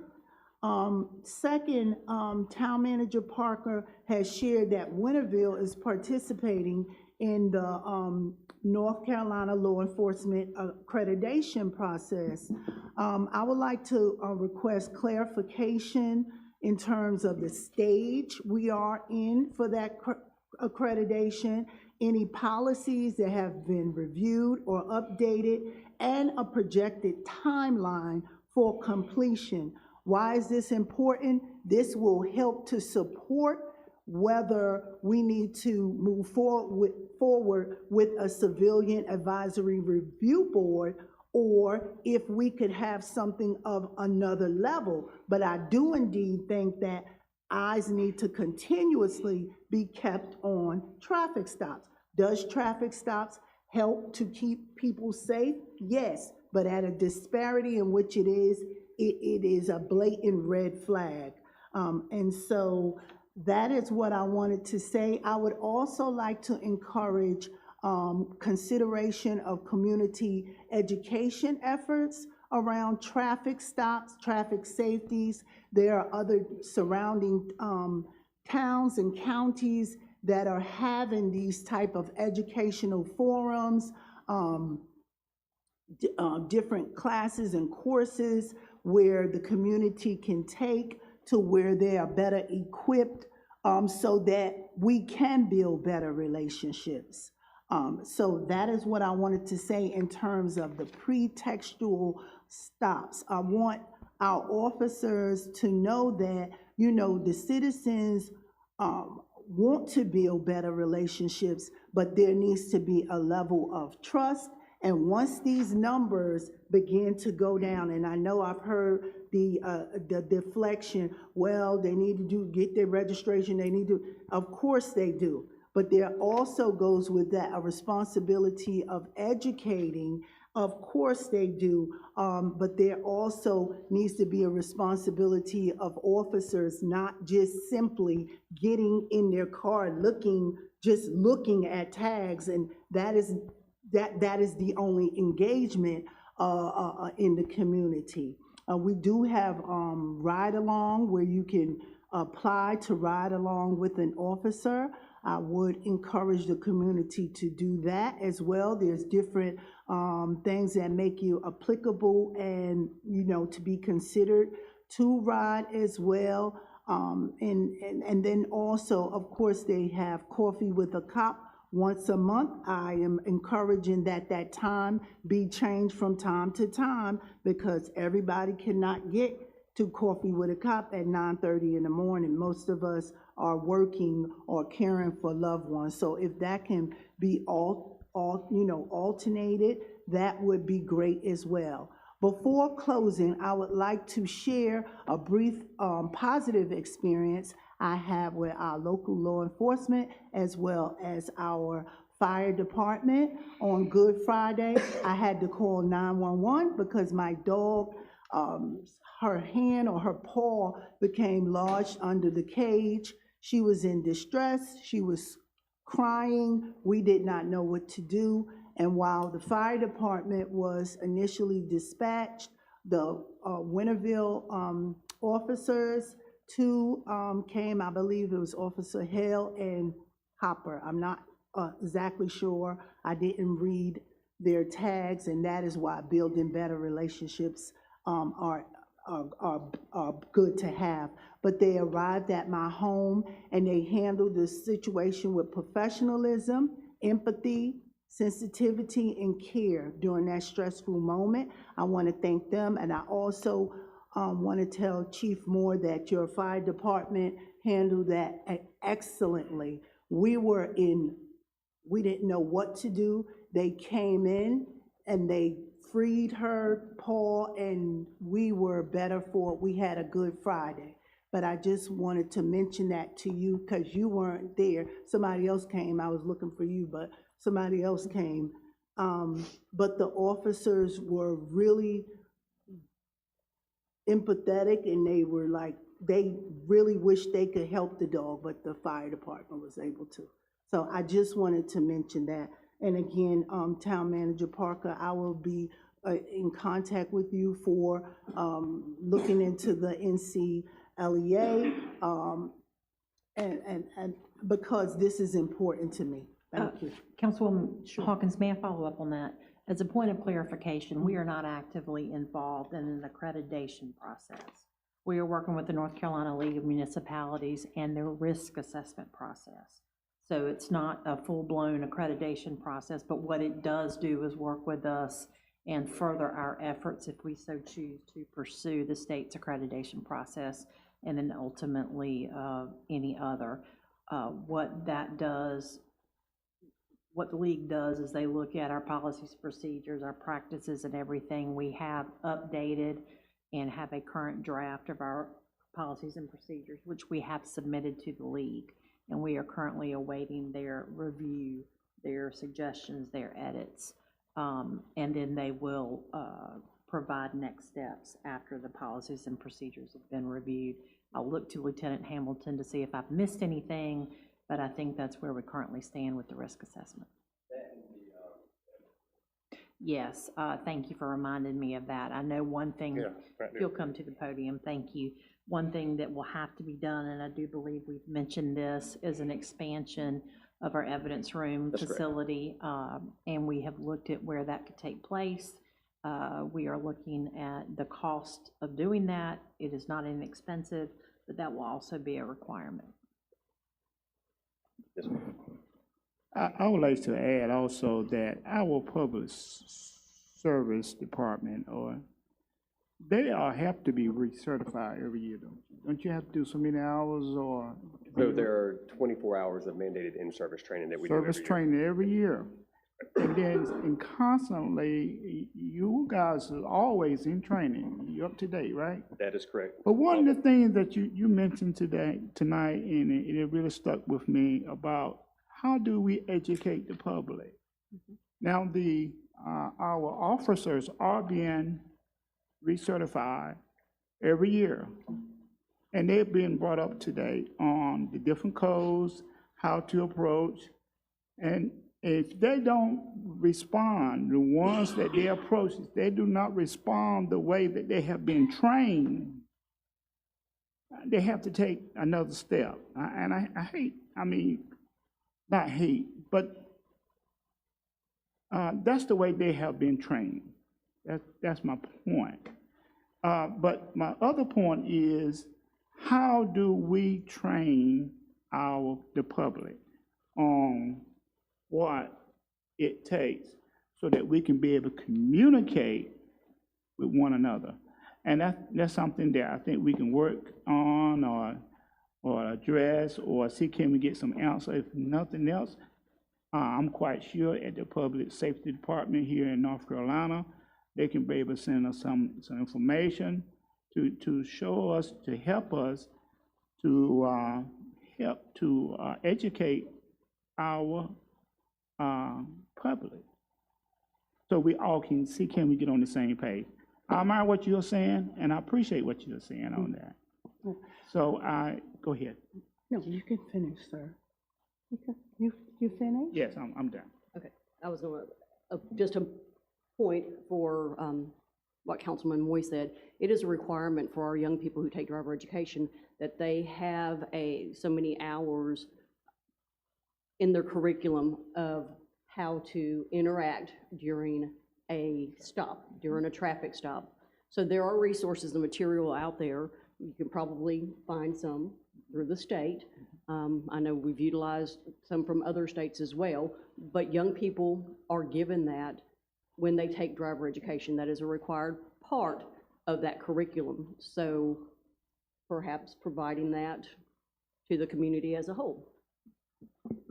I just wanted to insert real quickly. I know that working currently with the police department to look at ways to get additional information out to the public, looking at future potentials for citizen academies. That's just not police related. That's actually for citizens to come learn about the town as a whole, but definitely focusing in on some of those things. And I don't know if you have things to add. Yes, ma'am. So I know we were working on the Citizen Police Academy, and it's been pushed back just a little bit based off of staffing and time constraints.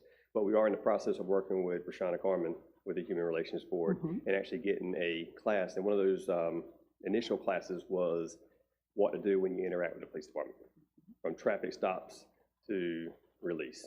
So when you see the blue lights behind you, when you meet a cop on the side of the road, when somebody comes up and talks to you, what you can expect, what the law says you have to do, what the police department has to do, and then how we navigate that whole situation to benefit both the law enforcement officer involved and the citizen in the vehicle. So we're in the process. I don't know if you've spoken with Ms. Carmen about that, the conversations we've had, but we're in the process of getting that together and having a Human Relations Board and police department collaboration on that. Yes, she's probably going to bring that before the Human Relations Board before we speak about it publicly, and she'll present it. That's absolutely fine. I am enthusiastic about it because I am passionate about it. Whether we are a town of 100,000, 11,000, a million, a life is a life. That goes for citizens as well as our law enforcement, and ensuring that policies are adhered to is very critical. That's a critical piece. But what we can do the Citizens Academy, we can do everything, we can do the risk assessment, but what we need to be looking at is the exacerbation of this disparity in stops. 3 times as many Black people are stopped, and once we can sit down and talk together and try to figure out why this is happening, this is 3 times as many females as well as males. How is this happening? How is this, what is this concentration? Is it solely based on looking at tags, looking at registration? Why are they being stopped? I mean, a variety of reasons can be looked at, but until we look at this 3-to-1 factor, that is a concern. And I thank you very much for explaining what's happening in terms of the risk assessment. I thought it was NCLEA, but it's not. Is that through the North Carolina League of Municipalities? Okay. Is it, okay. I'll extend my questions another time, but you said that you submitted traffic stop policies? No. Our entire policies and procedures manual has been updated for the police department and submitted to the league for their review. Do the town council get a copy of that? How does that work? Well, certainly once it is in more formalized fashion, but this is in draft form so that they can give feedback to the town and the department, and they look to make sure that our policies are meet all the laws and regulations, and also they will make recommendations if in fact a particular policy is weak in the way it's worded, that kind of thing. So we're in the working part of that, but as soon as it's more finalized, we will certainly get that to council. Thank you. We would need that because, of course, the town council does have some oversight of all departments, and so we need that. That's a critical piece. In the interim, are we going by the previously set policies, or which policy are our law enforcement going out under? What policies? The policies and procedures that have been in place for some years are the current set of policies and procedures being utilized by the department, and until such time as we have a formally updated set of policies, that will remain the policy and procedure manual that we operate by. Okay, thank you. I have a question. Councilwoman Hawkins, we've had this Civilian Review Advisory Board on our agenda for quite a while, and I would like to know what is your concept of the responsibilities of this board? And I don't want you to tell me right tonight. If you could maybe send that to us in an email so that we could look at it as far as they're concerned, because I know that, I don't know if you got it written down. If you don't, I do. I have it in full. I would like to see what the responsibilities of a Civilian Review Advisory Board. What do they What do? your Their impression purpose? of the responsibilities, what would they do? And so if you could just send that to us, I'd appreciate it. I sure will. I'll send it to you tomorrow explicitly. It shares what their purpose are, what they look at, the data they, review, and how they look at trends. So basically, they're a board not to be punitive or find fault, but to actually look at data. They get all of the data that I have been sharing on the board where they meet, and they do not have to meet monthly. They can meet every 3 months and just look at trends and see, what is happening. Is it trending down? Is it getting better? Is it getting worse? And then what we can do. So that is the purpose of that advisory board. Thank you. Thank you. And I'm sorry. no, I was just gonna reiterate to Town Manager Parker, those policies would be great if we could get them sooner than later. Thank you. All right, next up is number 3, February 24th, 2026, closed session written minutes request, limiting disclosure, updating the public, NCGS statute 143-318 10E, Councilwoman Hawkins. And again, I would like to return to this issue of the closed session meeting held on February 24th. The purpose of this, and I'm speaking under my constitutional rights, and I'm speaking under the North Carolina General Statute 160-68A, freedom of speech as an elected official to share things with our council. And if I didn't get that North Carolina State Statute subset right, I will correct it, but it is within law. I have reviewed the minutes and the available recording, and while the minutes do include a summary of what was stated, they do not identify the individuals I was in a conversation with. They do not identify the individuals I was responding to or engaging with.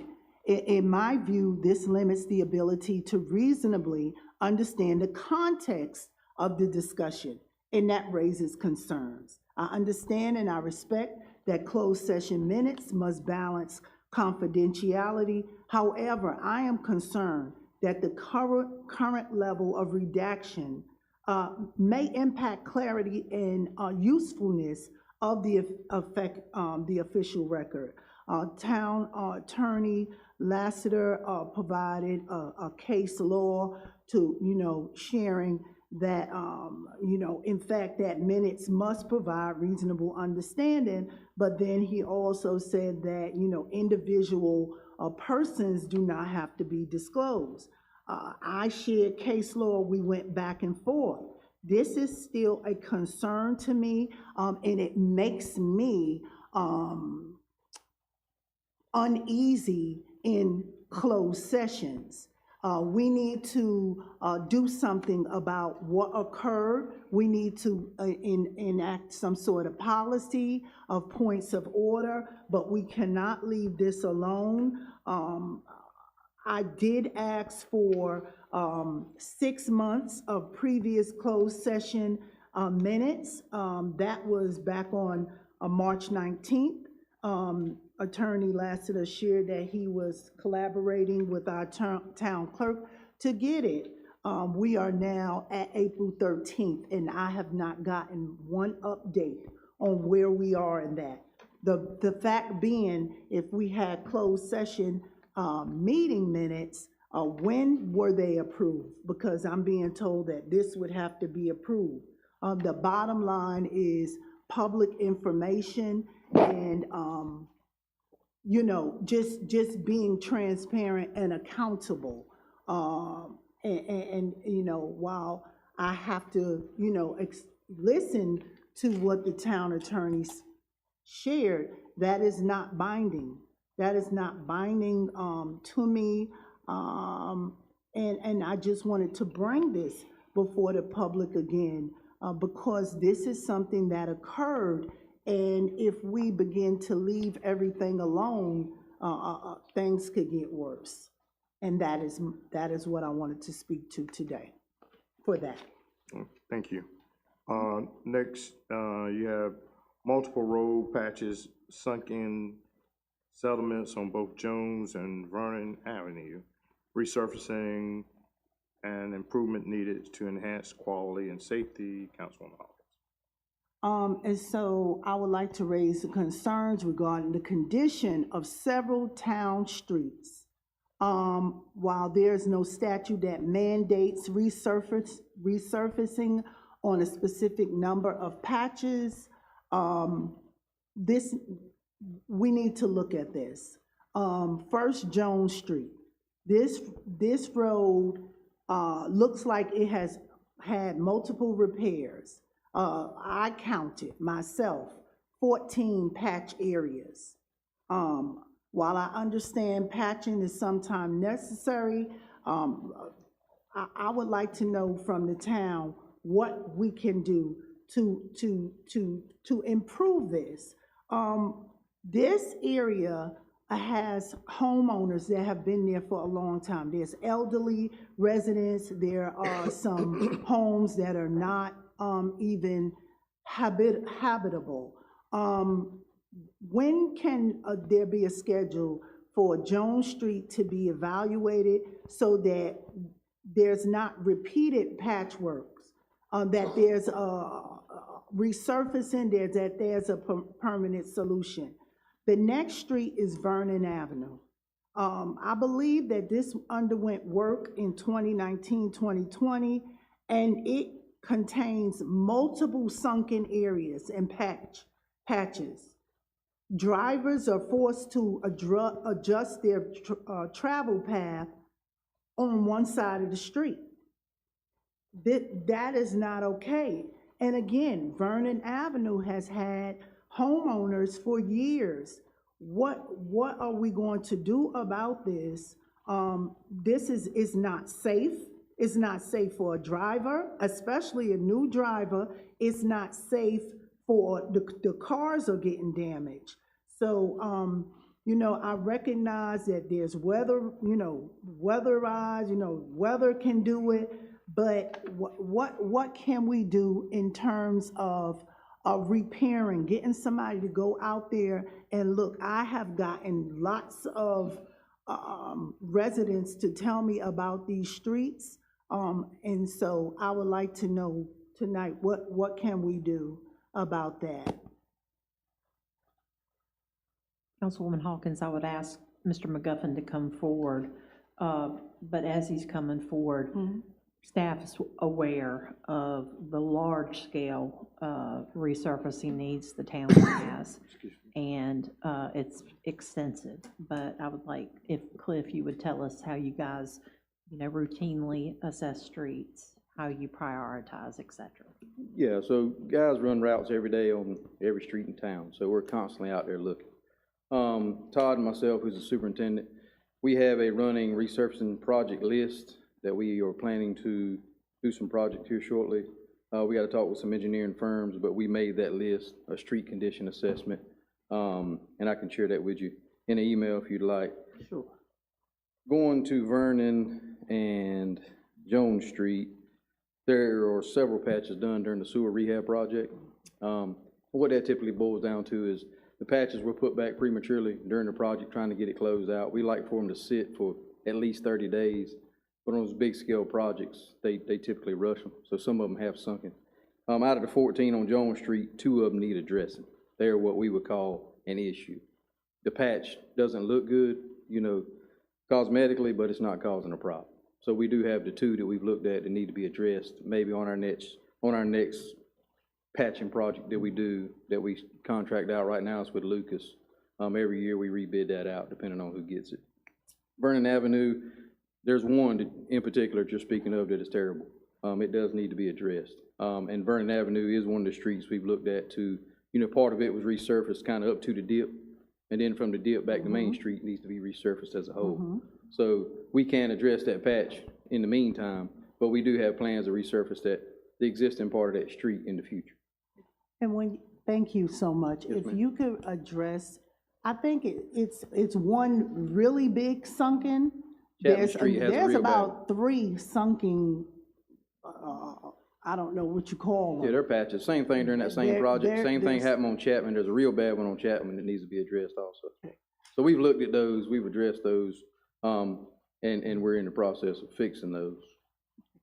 So on Vernon Avenue, what is your timeline for going and resurfacing at least the biggest dip? Because you're on a roller coaster.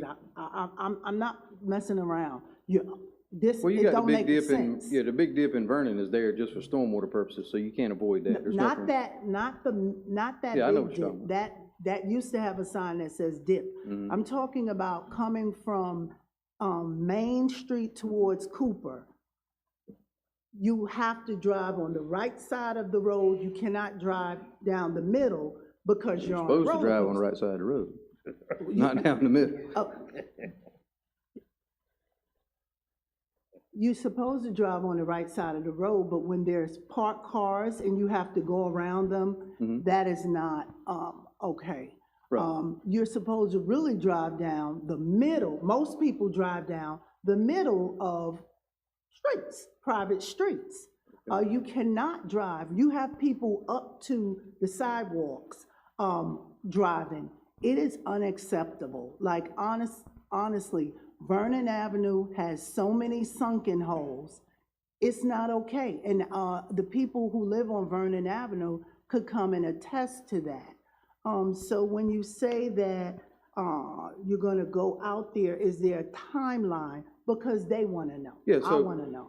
So, two things. To the mayor touched on it earlier, when we get these projects like this, there's a mobilization fee. So like, trying to work with Parks and Rec, I don't need her calling Lucas out here and charging her a $2,500 mobilization fee.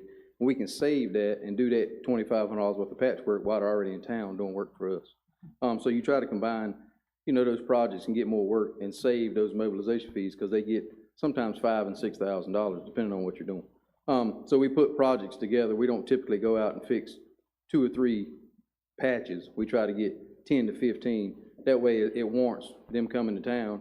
And an asphalt company, like he spoke to earlier, they're not gonna crank a plan up for 6 yards of asphalt. So you're kind of at the contractor's mercy when you have enough work for them to show up. So I would say in a time frame, our next patch list, we just completed one a couple months ago. I would say within the next 4 to 6 months, there'll be another patch list going around. Another list going around, or? Well, we have a running work? list, but there'll be enough work on that list to warrant a contractor coming in to do that. In 4 to 6 months? Yes, ma'am. And possibly sooner. There's a lot of factors. So if we have 4 or 5 water leaks in the next month, we cut the street, we have to patch those back.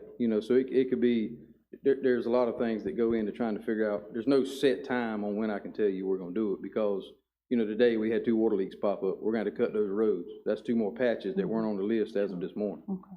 So depending on what goes on, I would say worst case scenario, 4 to 6 months, they'll all be fixed. But if we get enough on the list to do in the next 2 months, we'll do it then. So the one you said you were gonna go look at, the deep one that's, you could fall into, when are you gonna go? I've already looked at them. We were aware of them when you sent it. That's why I say we're aware of a lot of this stuff, and you say the residents reach out to you. Not a single resident's reached out to me. Oh, I'm glad. I wish they would, because I would let them know, hey, it's on the list, we're already looking at it, and it would just save us a lot of time. But we are aware, like I said, we're on these streets all day, every day. There's not much you're gonna find that we're not aware of.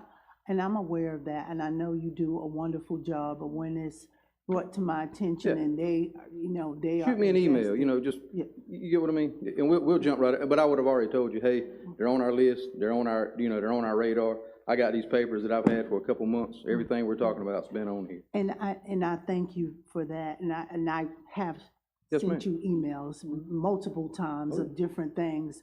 But when it comes to this level, and when you think about Jones Street and its 14 patches, we're saying we're only gonna fix those 2. What I wanna share is that Jones Street is at the heart of Winterville. That is one of the oldest streets. Whereas before Winterville has been built out, those residents have been there, and I do not want them to be forgotten. I know it may not be intentional, but just bringing this to your attention in this manner, I just want y'all to please go over to Jones Street and maybe even knock on the door to let them know that you're working on it, because they feel forgotten back there. It's 14 patches. It's not good back there. It's not okay. But that street has been resurfaced in the last 10 years. So unfortunately, the sewer project came through shortly after. But like Lynn Loop, where the asphalt's completely gone, there's grass growing on parts of Lynn Loop. We need to resurface that street. We just did Drexel last year. It was the same way. It had grass growing down the middle of the road. So it is bad, I will give you that. But if you ever want to spend time with me, I can show you streets that are way worse. Again, and I thank you. You said you'll do 2 out of the 14. Is there a timetable on that?